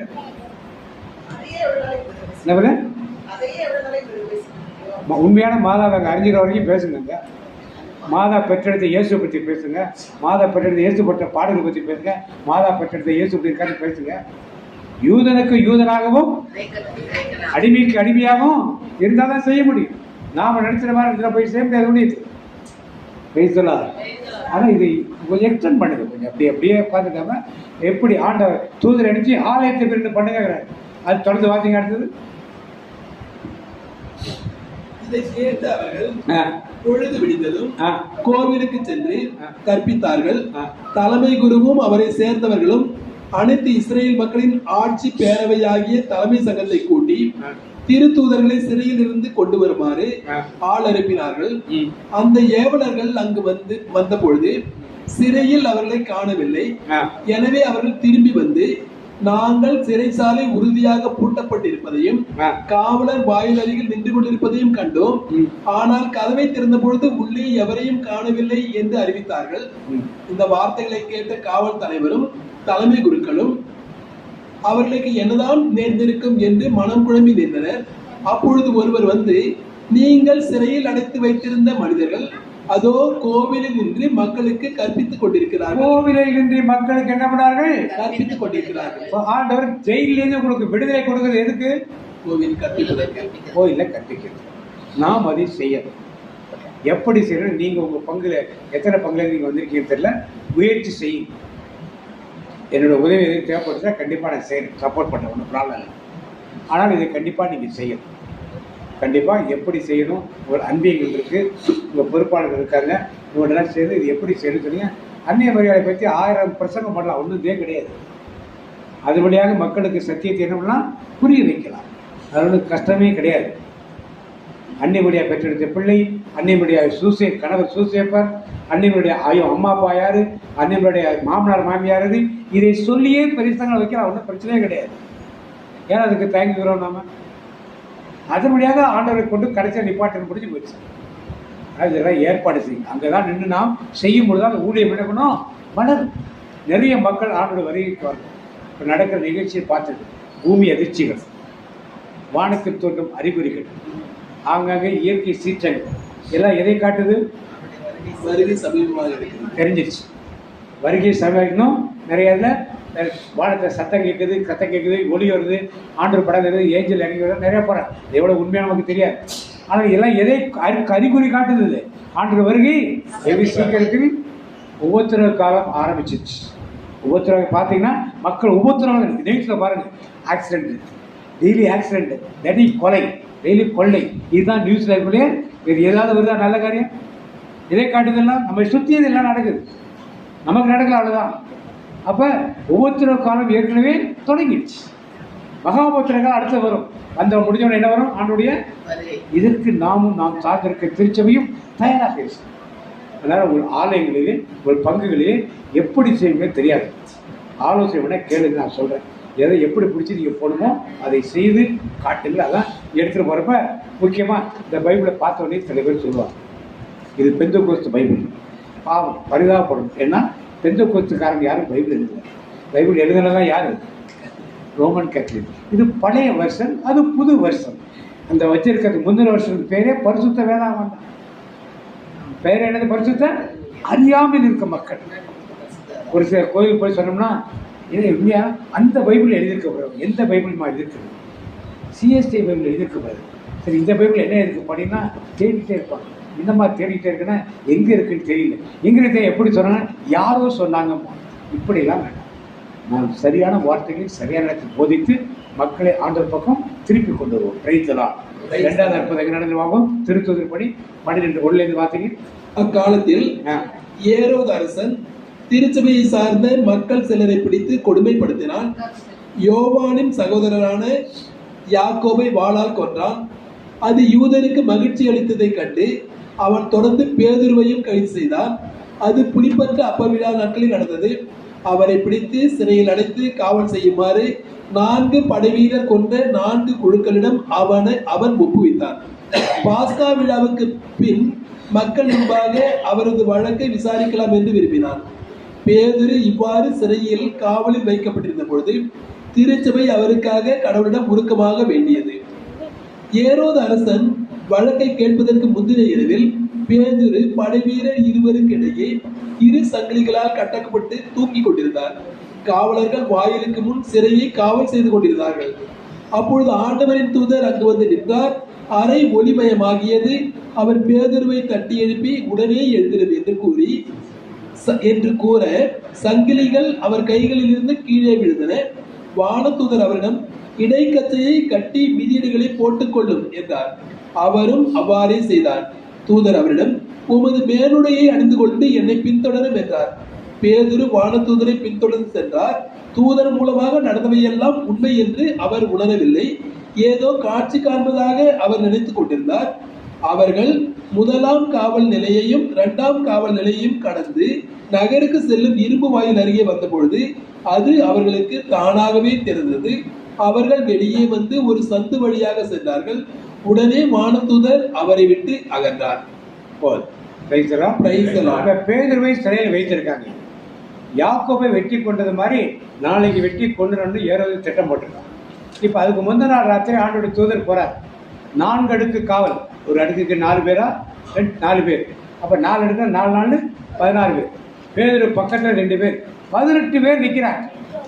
ஆண்டோடைய தூதர் போனோன்னே சங்கிலி அவுந்து விழுது. 2 கையில சங்கிலி, காலோட சங்கிலி அவுந்து விழுது. ஆடை எடுத்து கட்டி கொடுங்கிறார், நிறைய கட்டி கொடுங்கிறார், செருப்பை போட்டு கேட்குறாரு.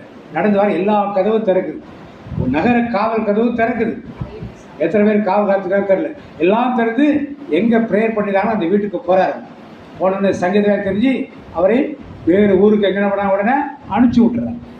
அப்போ ஆண்டுடைய வார்த்தைகளை போதிக்கிற ஒருவனுக்கு பிசாசு ஒரு சிறையை கொண்டு வந்து கண்டிப்பாக வைப்பான். அதுலேருந்து ஆண்டவர் எப்படியாவது இரவு விடுதலை கொண்டு வந்து கொடுப்பார். ஒரு அற்புதம் நடக்குது. அடுத்த நாள் காலையில் எல்லாம் தேடுறாங்க, என்னைய ஆட்சியாருன்னு. என்ன நடந்ததுன்னே தெரியாமல் அவங்களுக்கு கிடைச்சிருக்கும். முதலாவது கோயிலில் நிற்கிறாங்கன்னு தெரிஞ்சிச்சு. இப்போ எங்கே போனார் இவர்? பேதுருன்னா யாருக்கு பண்ண இல்லை. ராத்திரி ஊரை விட்டு வெளியே அனுப்பிச்சிட்டாங்க. எங்கே போனார்னா என்ன பண்ணே தெரியவே. இப்படி சிறைச்சாலை 18 பேர் காவல் காத்திருந்த ஒரு இடத்துல 4 கேட்டு, இங்கே ஒரு கேட்டு, அங்கே ஒரு கேட்டு, அங்கே ஒரு கேட்டு, அங்கே ஒரு கேட்டு, உள்ள அவர் பக்கத்தில் 2 பேர். இத்தனை பேரை வந்து ஒரு தூதர் வந்து அவரை காப்பாற்றினார் என்றார்.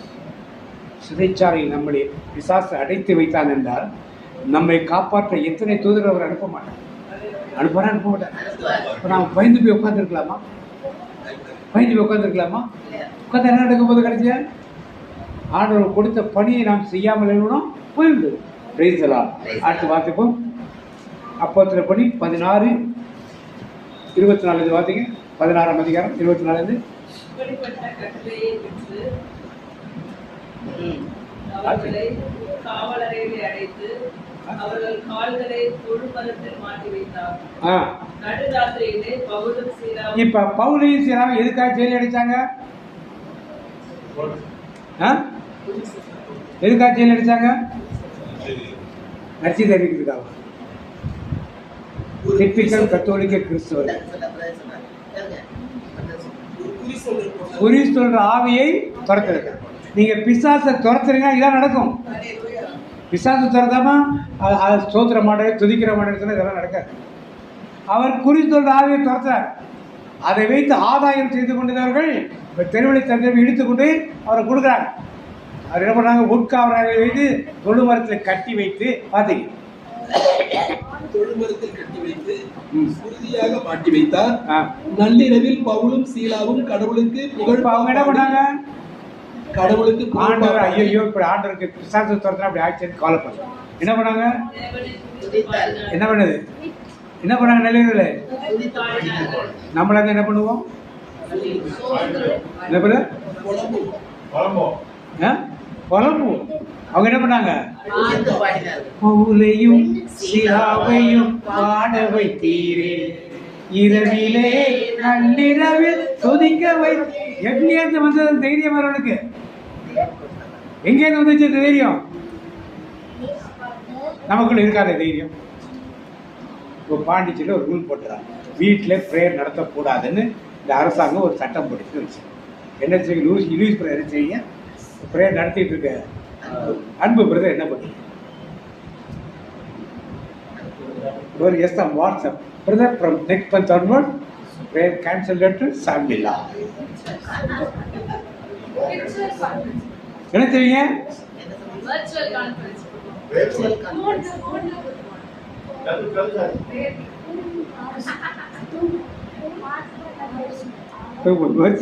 தான், ஆன்லைன் ப்ரேயர். இப்போ ஒரு வசதி ஆயிடுச்சு. ஆன்லைன் ப்ரேயரா எங்கே உட்காந்துருக்கீங்கன்னு தெரியாது. நீங்கள் ஆன்லைன் ப்ரேயர் ப்ரேயரில் உட்காந்துருக்கீங்களா என்ன பண்ணுறீங்களா தெரியாது. இப்படிப்பள்ளி வரும்போது நாம் இதை எதிர்த்து நிற்க வேண்டும் என்று தான் வேதம் கற்பிக்கும். எதிர்த்து என்ன பண்ணணும்? நிற்க. இப்போ எஃப்சிஆர்ஏ மெசோதாவில் கொண்டு வரப்போகிறாங்க இல்லையா? எஃப்சிஆர்ஏ நம்ம தான் எஃப்சிஆர். உங்கள் கோயில் அனௌன்ஸ் பண்ணாங்களா? இவர் ஆமாங்கிறார், இங்கே இல்லைங்கிறார். உங்கள் கோயிலில், மற்ற கோயில் உங்களுக்குலாம் என்ன செய்ய சொன்னாங்க? அனௌன்ஸ் பண்ணி என்ன செய்ய சொன்னாங்க? வேண்டிக்க சொன்னாங்க. எனக்கு எப்போ வேண்டுறது? எப்போ வேண்டுறது? என்னைக்கு? இன்னைக்கு தான் அது டேட். இன்னைக்கு தான் 28 தான் அது. எங்கள் சர்ச்சில் அனௌன்ஸ் பண்ணவே இல்லை. அதை பற்றி கவலையப்படுறது கிடையாது. மக்களுக்கு முதல்ல தெரியணும். இது மாதிரி ஒரு பிரச்சனையை அரசாங்கம் உருவாக்குறது மக்களுக்கு முதல்ல தெரியணும். என்னன்னு தெரியல போல கவர்னர் இந்த ஃபாரின்லேருந்து ஃபண்ட்ஸ் வருது இல்லையா, இதெல்லாம் நீ வரக்கூடாது. முக்கியமாக கிறிஸ்டின்ஸுக்கு வந்ததுனால தான் அவங்க ஆர்ஃபனேஜ் ஸ்கூல் வச்சு நடத்துகிறாங்க. இதெல்லாம் இருக்கக்கூடாதுன்னு நிப்பாட்டாங்க. ஏற்கனவே நிறைய நிப்பாட்டிட்டாங்க. எங்கள் ஊரில் ஆர்ஃபனேஜுக்கு தமிழ்நாடு கவர்மெண்ட் கொடுக்குது. காட்டேஜ்னு பேர். ஒரு காட்டேஜுக்கு 25 பேர். 25 பேர் இருந்தால் அவங்களுக்குள்ள பணத்தை அரசாங்கம், தங்கறதுக்குள்ள செலவு, பிள்ளைங்களுடைய துணிமணி துடைக்க செலவு, சாப்பாடு செலவு, ஹாஸ்டல் செலவெல்லாம் தமிழ்நாடு கவர்மெண்ட் கொடுக்குது. ஒரு காட்டேஜா 2 காட்டேஜ். ஒரு காட்டேஜுக்கு 25 பேர். ஒரு ஸ்கூல் ஸ்ட்ரென்த்தை பொறுத்தவரைக்கும் எத்தனை காட்டேஜ் வைக்கிறாங்கன்னா 50 வச்சுருக்காங்க. நிறைய கான்வென்ட்ஸ் இது மாதிரி மாறிடுச்சு. ஏன்னா அவங்களால ஃபண்ட்ஸு கலெக்ட் பண்ண முடியல. மீதி வர ஃபண்ட்ஸையும் என்ன பண்ணுறாங்க? பொருள் கொடுக்கல அப்படின்னா வெறும் ஜெர்மனி தப்பா தான் பார்த்தேன். பவுலும் சீலாவையும் போல நள்ளிரவு என்ன பண்ணணும்? துதிக்க சொல்லி 28ஆம் தேதி அந்த இனிக்கு வருகிறாஜ் அவர் கட்சியில் இருக்காரு. அவர் 28ஆம் தேதி டிவியில் அனௌன்ஸ் பண்ணார். நம்முடைய சர்ச்சில் உள்ள ஃபாதர்ஸ்க்கு என்ன விட அதை அனௌன்ஸ் பண்ணி மக்களை திறக்கிறது நம்மள யாரும் இந்த மாதிரி கூடி ஜெபம் பண்ணுங்க. உங்கள் சர்ச்சில் இந்த தேதிங்க இந்த டைமுக்கு பண்ணுங்கன்னு ஒரு டைம் கொடுங்க. நம்முடைய ஆலைகளை அதை பற்றி கவலைப்படும். ஏன்னா அவர்களுக்கு சொகுசான வாழ்க்கை ஏற்கனவே இருக்குது. அதனால் அதை பற்றிலாம் அவங்க என்ன கவலைப்படவே. இப்போ எல்லாம் காங்கிரிகேஷன்லாம் மெட்ரிகுலேஷன் ஸ்கூல், சிபிஎஸ்சி ஸ்கூல் வச்சுருந்தாங்க. ஸோ டோட்டலி இன்டர்னல் வருமானம் நிறையா அவங்களுக்கு வந்துடுச்சு. ஆனால் வெளியே அவ்வளோ படுத்து கவலைப்படுறதுன்னா கஷ்டப்படுறவங்க இந்த மிஷனரி சேரிட்டி இந்த மாதிரி ஓல்டேஜுக்கு மட்டும் வச்சு ரன் பண்ணுறாங்க இல்லையா, இவங்களுக்கு தான் கஷ்டம். மற்றவங்களுக்குலாம் கஷ்டம் கிடையாது. நாம் என்ன பண்ணணும்? அறிந்திடும். இப்படி ஒரு காரியம் வர்றப்ப நாம் ஆண்டவர் நோக்கி துதிக்கிறப்ப தான் அதை பிரேக் பண்ணுது. பவுலும் சீலாவும் நள்ளிரவில் துதித்தாங்க. தூக்கில என்ன நடந்துச்சு? முதல் வேலை என்ன நடந்துச்சு? நிலநடுக்கம் உண்டாயிடுச்சு. அதான் பாயிண்ட். என்ன உண்டாச்சு? நிலநடுக்கத்தின் விளைவாக என்ன நடந்தது? எல்லா கடல்களும் என்ன நடந்தது? எல்லா விலங்குகளும் என்ன பண்ணுச்சு? யாரும் ஆள் வரல, யாரும் தூதர் வரல, ஆள் யாரும் வரல. ஆனா நிலநடுக்கம் அங்கே எல்லாரும் உணர்ந்தார்.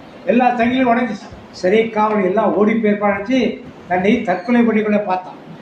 பவுல் சத்தம் போறாரு, ஒன்று தற்கொலை பண்ணிக்காத, நாங்களாம் இங்கே தான் இருக்கோம். அப்புறம் பார்த்து ஆண்டவர் மாதிரி நான் என்ன செய்வேன்? உடனே ஞானஸ்தானம் பெறுகிறான். தன் குடும்பத்தோட ஞானஸ்தானம் பெறுகிறான். பவுலுக்கும் சீலாவுக்கும் எல்லாம் முடித்த உடனே அவர்கள் மனம் திரும்புகிறார். ஜெயிலர் மனம் திரும்பினாலே அவனுக்கு யாரெல்லாம் பழக்கம் பண்ணுற எல்லாரும் என்ன பண்ணிப்பாங்க? அடுத்த மனம் திரும்புதல். அதுக்கெல்லாம் காரணம் என்ன? இறை புகழ்ச்சி. இன்றைக்கு நாம் எவ்வளோ பேர் அதை இறை புகழ்ச்சி செய்யணும்? குடும்ப ஜபத்தில் எவ்வளோ நேரம் துதி பாடுறோம்? ஆண்டவருக்கு பாடல்கள் பாடலாம், துதி வார்த்தைகளை சொல்லி ஆண்டவர் இறைவெல்லாம் மகிமைப்படுத்தணும். எல்லாம் அப்போதான் சிறைச்சாலையிலிருந்து ஒரு விடுதலை நாம் என்ன பண்ணணும்? பெற்றுக்கொள்ள முடியும். இந்த விடுதலை நமக்கு மட்டுமல்ல, மற்றவர்களுக்கு ஒரு ஆதாயம் கொடுப்பதாக இருக்கும். கடைசியாக நம்ம ஒரு ஆளை பார்ப்போம். யோசேப். நீ எடுக்க சொல்லிடு. பழைய ஏற்பாட்டு யோசேப் போத்திபார் வீட்டில் இருந்தார். அவர் மேலே ஒரு குற்றம் சுமத்தினார்கள். என்னன்னு? போத்திபார் மனைவியோட தகாமல் நடந்து கொண்டார்னு ஒரு குற்றம் சுமத்தி சிறைச்சாலை கூட போட்டார். ஜெயிலில் அடைஞ்சாச்சு. கிட்டத்தட்ட 17 வயசுலேருந்து பாப்பா 28 வயசு நடக்குதப்ப இது வரைக்கும் அவருக்கு பாடுகள் தான். பாடுகள் தான். அண்ணமாரான பாடுகள், இஸ்மவேலான பாடுகள், போத்திபாருக்கிற பாடுகள் எல்லாம் பாடுகள். ஜெயிலில் வந்து உட்காந்துட்டார். 2 பேர் கனவு சொல்கிறாங்க, வருத்தப்பட்டது. ஒருத்தர் பானபாத்திரக்காரன், இன்னொருத்தர் சுயம்பாய். கனவுல விளக்கம் சொன்னாங்க. 2 பேருக்கு அது மாதிரி நடக்குது. சுயம்பாகியை தூக்கில் போட்டுடுறாங்க. பானபாத்திரக்காரன் ராஜாவுக்கு வேலை செய்வார். ஞாபகப்படுத்தவே இல்லை, மறந்துடுவார். திருப்பி ஆனால் அவன் மறந்தது நல்லதா கெட்டதா? ஏன்?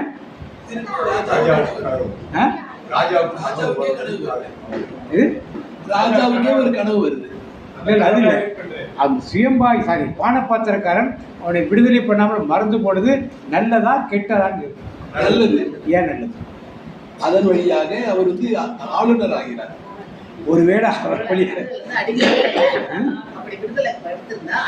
அடிமையாகத்தான் இருந்திருப்பான். ஆனா இப்ப என்ன ஆயிட்டான்? ஆளுநர் ஆயிட்டான். அப்ப சிறைச்சாலையிலிருந்து ஒரு விடுதலை கொடுத்து ஆளுநராக ஆண்டவர் பிசாசான அவனை சிறையில பிடிச்சு போட்டான். ஆண்டவர் அதுக்கு வெயிட்டிங் பீரியட் ஒன்று இருந்து. அது வெயிட்டிங் பீரியட்ல என்ன பண்ணாரு? கடைசியா எகிப்துக்கு அதிபதியாகி சுற்றி உள்ள தேசங்களுக்கெல்லாம் சாப்பாடு கொடுக்கக்கூடிய ஒரு ஆளாக என்ன பண்ணாரு? யார் மாறினது? யோசேப்பு மாறி.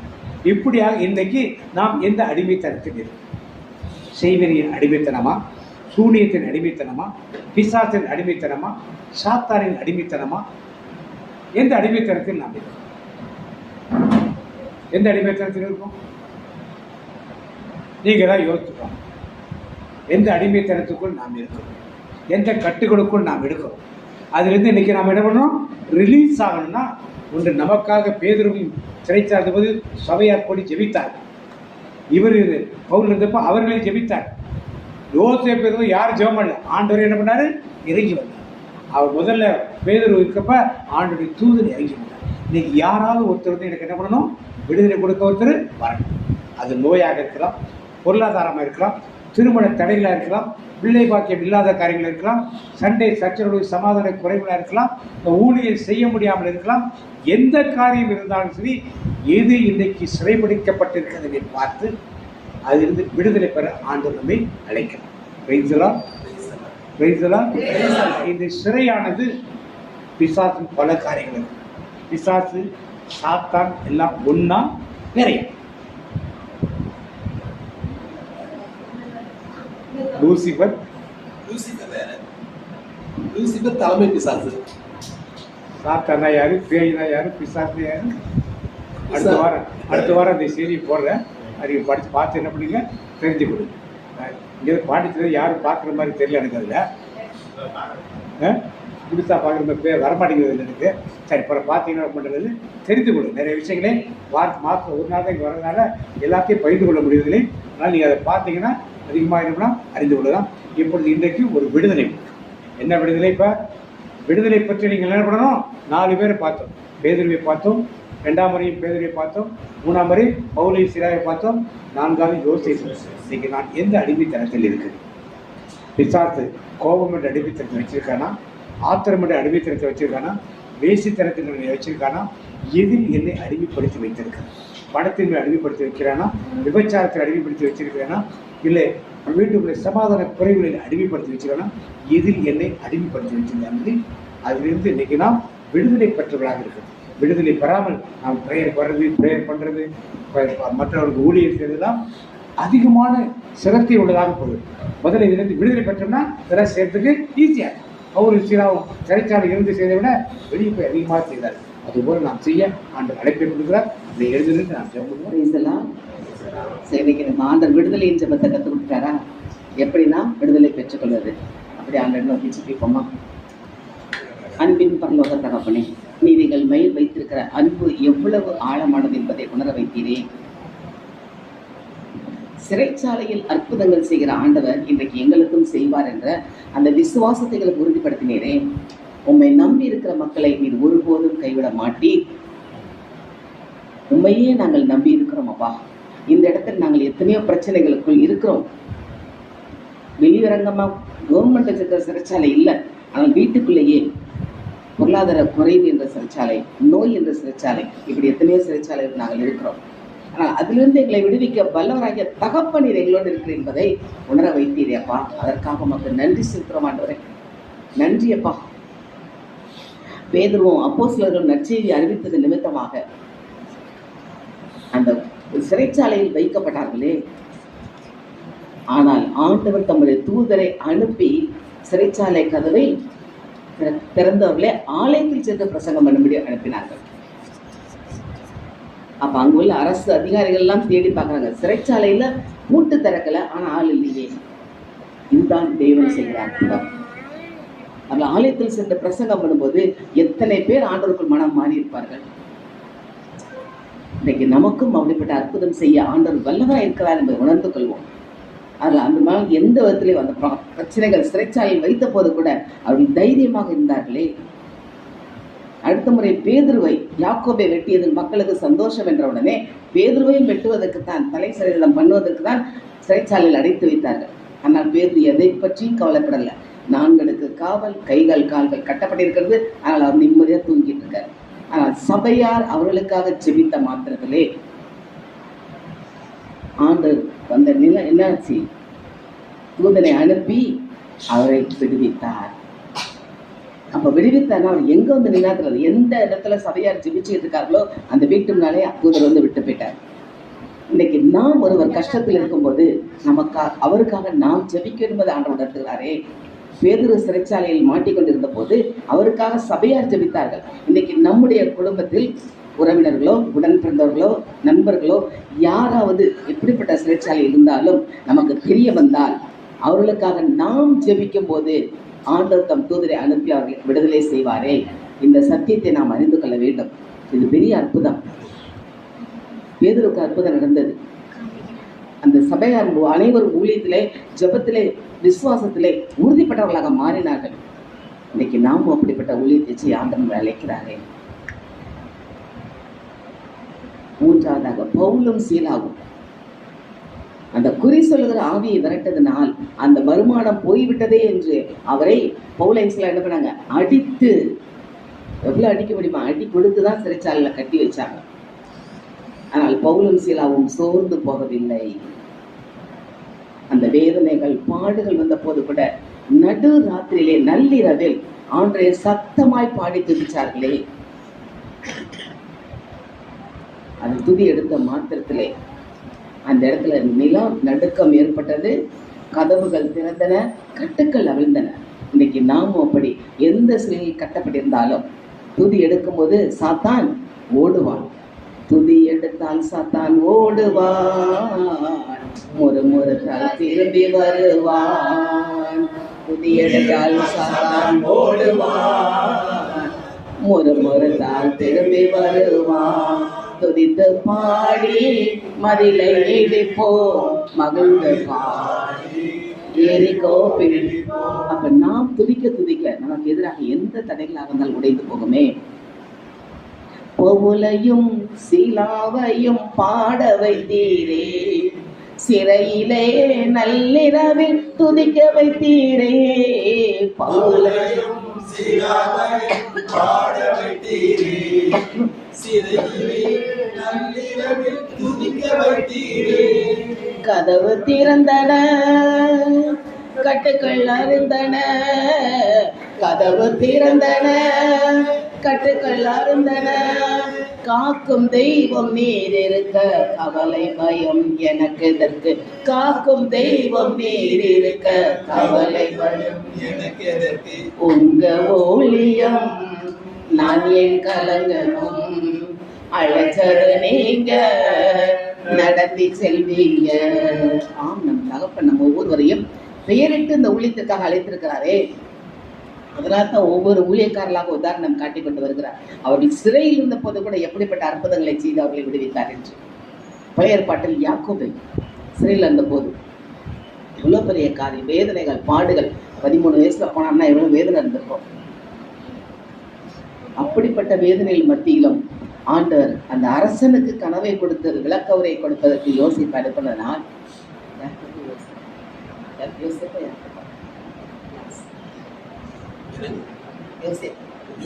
யோசேப்பை அனுப்பினதால் அந்த பெரிய காரியங்கள், அந்த சிறைச்சாலையின் மாற்றமே அப்படி வாழ்க்கை மாறி அந்த நாட்டுக்கே அதிபதியாக கவர்னராக உயர்த்தப்பட்டானே. அவர் காத்திருந்தார், ஆண்டருக்காக காத்திருந்தார். கர்த்தருக்குள் காத்திருப்போம், கழுகு போல் பலன் அடைந்து செட்டைகளை விரித்து உயர பறந்திடுவார். அப்ப கர்த்தருக்காக அவன் காத்திருந்ததால் அந்த காத்திருந்த காலம் ஒன்றுமே வீணாக போகவில்லை. சிறைச்சாலையிலும் பாடுகள் இருந்தது, வேதனைகள் இருந்தது. ஆனாலும் ஆண்டவர் எவ்வளவு அழகாக உயர்த்தி வைத்தார். இன்னைக்கு நம்மையும் நம்முடைய வாழ்க்கையை யோசித்து பார்ப்போம். நாம் எப்படிப்பட்ட சிறைச்சாலையில் நாம் இருக்கிறோம் என்று. நோய் என்ற சிறைச்சாலையா, அல்லது பிள்ளைகளை குறித்த மன பாரங்கள் என்ற சிறைச்சாலையா, பொருளாதார குறைவு என்ற சிறைச்சாலையா, எப்படிப்பட்ட சிறைச்சாலையில் நாம் இருக்கிறோம்? எல்லாவற்றுக்கும் ஆண்டவர் முடிவு கொடுப்பாரே. நிச்சயமாகவே முடிவு உண்டு. உன் நம்பிக்கை வீண் போகாது, ஒரு நாளும் வீணாகாது. நீ ஓடும் ஓட்டம், நீ செய்யும் ஊழியம் ஒரு நாளும் வீணாகாது, ஒரு நாளும் வீணாகாது. அப்ப இதுவரைக்கும் நாம் செய்த ஊழியம், ஓட்டங்கள் எதுவுமே ஒரு நாள் வீணாகாது. எப்படி பேதுருவை அப்போஸ்தலனை விடுவித்தாரோ, பேதுருவை எப்படி வெளியே கொண்டு வந்தாரோ, பவுலையும் சீலாவை துதித்த மாத்திரத்தை எப்படி வெளியே கொண்டது, அந்த சிறைச்சாலையின் அதிகாரியை அவனை கூட இருந்த அத்தனை பேரும் இயேசுவை ஏற்றுக்கொண்டு ஞானஸ்நானம் பெற்றார்களே. இவ்வளவு பெரிய காரியங்கள் நடந்ததோ, யோசேப்பின் வாழ்க்கையில் நடந்ததோ, இன்றைக்கு நம்முடைய வாழ்க்கையில் செய்ய தேவனால் கூடும். ஏனென்றால் தேவனால் கூடாத காரியம் ஒன்றும் இல்லை. அப்ப நம் கூட இருப்பவர் நமக்காக யாவையும் செய்து முடிப்பாரே. அதிசயங்கள் செய்கிறவர் நம் அருகில் இருக்கிறார், அற்புதங்கள் செய்கிறவர் என்றும் நமக்குள் வசிக்கிறார்.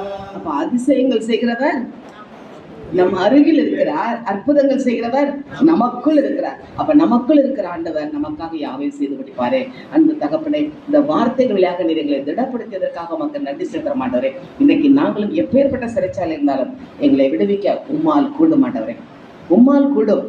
நீர் எங்களுக்கு எவ்வளவு பிரச்சனைகள், குடும்பத்தில் பாடுகள், வேதனைகள் இருக்கிறது இல்லை என்று சொல்வதற்கு இல்லை. எல்லாவற்றையும் அது கருத்தில் ஒப்பு கொடுக்கிறோம் அப்பா. பவுலும் சீலாவும் அத்தனை பாடுகள் இருந்த போது உம்மை துதித்தது போல நாங்களும் துதிக்க எங்கள் நாவை தொடு மாட்டவரே. ஜெப ஆவியாளர்களை நிரப்புங்கப்பா, வல்லமையின் ஆவியாளர்களை நிரப்புங்க ஆண்டவரே, உற்சாகத்தின் ஆவியாளர்களை நிரப்புங்க. யோசேப்பு கொடுத்தப்பல அந்த கிஃப்டை எங்களுக்கு கொடுங்க ஆண்டவரே. ஆவியின் வரங்களால் கனிகளால் எங்களை நிரப்பி எடுத்து பயன்படுத்துமப்பா. பேதுரு நடந்து செல்லும் போது நிழல் பட்டால் அதிசயம் நடந்ததே. இன்னைக்கு நாங்கள் அப்படிப்பட்ட ஊழியத்தை செய்ய வேண்டுமே. எங்களை எடுத்து பயன்படுத்துங்க ஆண்டவரே. இயேசுவே, நீ சொன்ன வார்த்தை, நான் என் தந்தையிடம் செல்வதால் நீங்கள் என்னிலும் பெரியன செய்வீர்கள், என்னிலும் பெரியன செய்வீர்கள். தந்தையிடம் நான் செல்வதனால் என்னிலும் பெரியன செய்வீர்கள். தந்தையிடம் நான் செல்வதனால் ஷலோம் ஷலோம் ஷலோம் ஷலோம் ஷலோம் ஷலோம். இறைவன் தந்த வாக்குறுதி இதுவே நமது வாழ்க்கையின் உறுதி. வாழ்வோம் வளர்வோம் வாழ்வுறுதியின் முதல்வராகவே. ஆமென் அல்லேலூயா ஆமென் அல்லேலூயா. ஆம் இயேசுவே, நீர் சொன்ன வார்த்தையின்படி எங்களை வைத்து என்னென்ன அற்புதங்கள் செய்ய சித்தமா இருக்கிறோம் அதற்கு நாங்கள் எங்களுக்கு கருத்தில் ஒப்பு கொடுக்கிறோமப்பா. எப்படிப்பட்ட சிறைச்சாலைகள் விடுவிக்க வல்ல தகப்பன் நீர் எங்களோட கூட இருக்கிறேன். அதற்காக நமக்கு நன்றி செலுத்துறோம் ஆண்டவரே. சிறைச்சாலையில் அற்புதங்கள் செய்த ஆண்டவர் இன்றைக்கு எங்களுடைய வாழ்க்கையில் நீர் அற்புதங்கள் செய்வீர் என்று இந்த வார்த்தைகளை எங்களை உறுதிப்படுத்தியதற்காக நமக்கு நன்றி சொல்லி இயேசுவின் நாமத்தில் ஜெபிக்கிறோம் நல்ல பிதாவே. ஸ்தோத்திரிக்கிறோம் ஆண்டவரே, ஸ்தோத்திரம் ஆண்டவரே, ஸ்தோத்திரம் ஆண்டவரே. தேவனே, இந்த மாலை வேளையில தேவனே எங்களை எல்லோரும் ஒன்றாக கூட வைக்கிறேன், அதுக்காக நன்றி அப்பா. தேவனே ஸ்தோத்திரம் ஸ்தோத்திரம் ஸ்தோத்திரம். கொடுத்த வார்த்தைகளுக்காக நன்றி ஆண்டவரே. அந்த வார்த்தைகள் எங்களுக்குள் கிரியை செய்யணும் ஆண்டவரே. நாங்கள் எதிலும் சிறைப்பட்டிருக்கிறோமோ அந்த சிறையில் நாங்கள் வெளிவந்து தேவன்தாமே உமது வார்த்தைகளை பிறருக்கு எடுத்து சொல்லி தேவன்தாமே நீர் எங்களை ஒவ்வொருத்தரையும் வழி நடத்தும் ஆண்டவரே. ஸ்தோத்திரம் ஆண்டவரே, ஸ்தோத்திரம் ஆண்டவரே, ஸ்தோத்திரம் ஆண்டவரே. தேவனே, இங்கே கூடியிருக்க ஒவ்வொருத்தரையும் பார்த்து வைக்கிறேன் தேவனே. ஒவ்வொருத்தரையும் தொடும் ஆண்டவரே. தேவனே, அவர் வைத்திருக்கிற விண்ணப்பங்களை தேவன்தாமே நீ அறிவீர் ஆண்டவரே. எல்லா விண்ணப்பங்களையும் தேவன்தாமே நீ ஆசீர்வதிக்கிறீர் ஆண்டவரே. இயேசு கிறிஸ்துவின் நாமத்தில் ஜெபத்தை ஏறெடுக்கிறோம் நல்ல தகப்பனே, ஆமென். அவன் கிளைகள் ஓங்கி பலரும், அவன் அலங்கார ஒளி மற்ற அலங்காரத்தை போலவும் அவன் வாசனை தீபோடைய வாசனை போலவும் இருக்கும். அவன் கிளைகள் ஓங்கி பலரும், அவன் அலங்கார ஒளி மற்ற அலங்காரத்தை போலவும் அவன் வாசனை தீபோடைய வாசனை போலவும் இருக்கும். அவன் கிளைகள் ஓங்கி பலரும், அவன் அலங்கார ஒளி மற்ற அலங்காரத்தை போலவும் அவன் வாசனை தீபோடைய வாசனை போலவும் இருக்கும். இந்த மாற்றுடைய மாற்றத்தும் கர்த்தர் மேல் நம்பிக்கை வைத்து கர்த்தர்களுக்கு நம்பிக்கையாக கொண்டிருக்கிற மனுஷன் பாக்கியவான். கர்த்தர் மேல் நம்பிக்கை வைத்து கர்த்தருக்கு நம்பிக்கையாக கொண்டிருக்கிற மனுஷன் பாக்கியவான். கர்த்தர் மேல் நம்பிக்கை வைத்து கர்த்தருக்கு நம்பிக்கை கொண்டிருக்கிற மனுஷன் பாக்கியவான். அவனுக்குள்ள வந்து சொல்லுவோம்.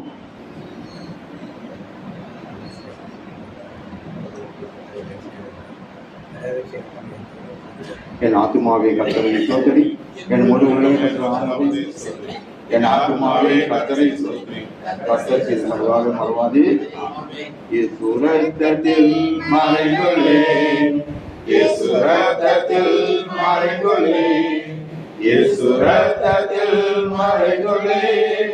சாத்தான் தீங்கு செய்ய முடியாது, எந்த தீங்கும் என்னை அணுகாது. தீங்கில்லை தீங்கில்லை தீங்கில்லை, நோயில்லை நோயில்லை நோயில்லை, தோல்வில்லை தோல்வில்லை தோல்வில்லை. சாத்தான் தீங்கு செய்ய முடியாது, எந்த தீங்கும் என்னை அணுகாது. தந்தை மகன் தூய ஆவியின் பேராலே ஆமென்.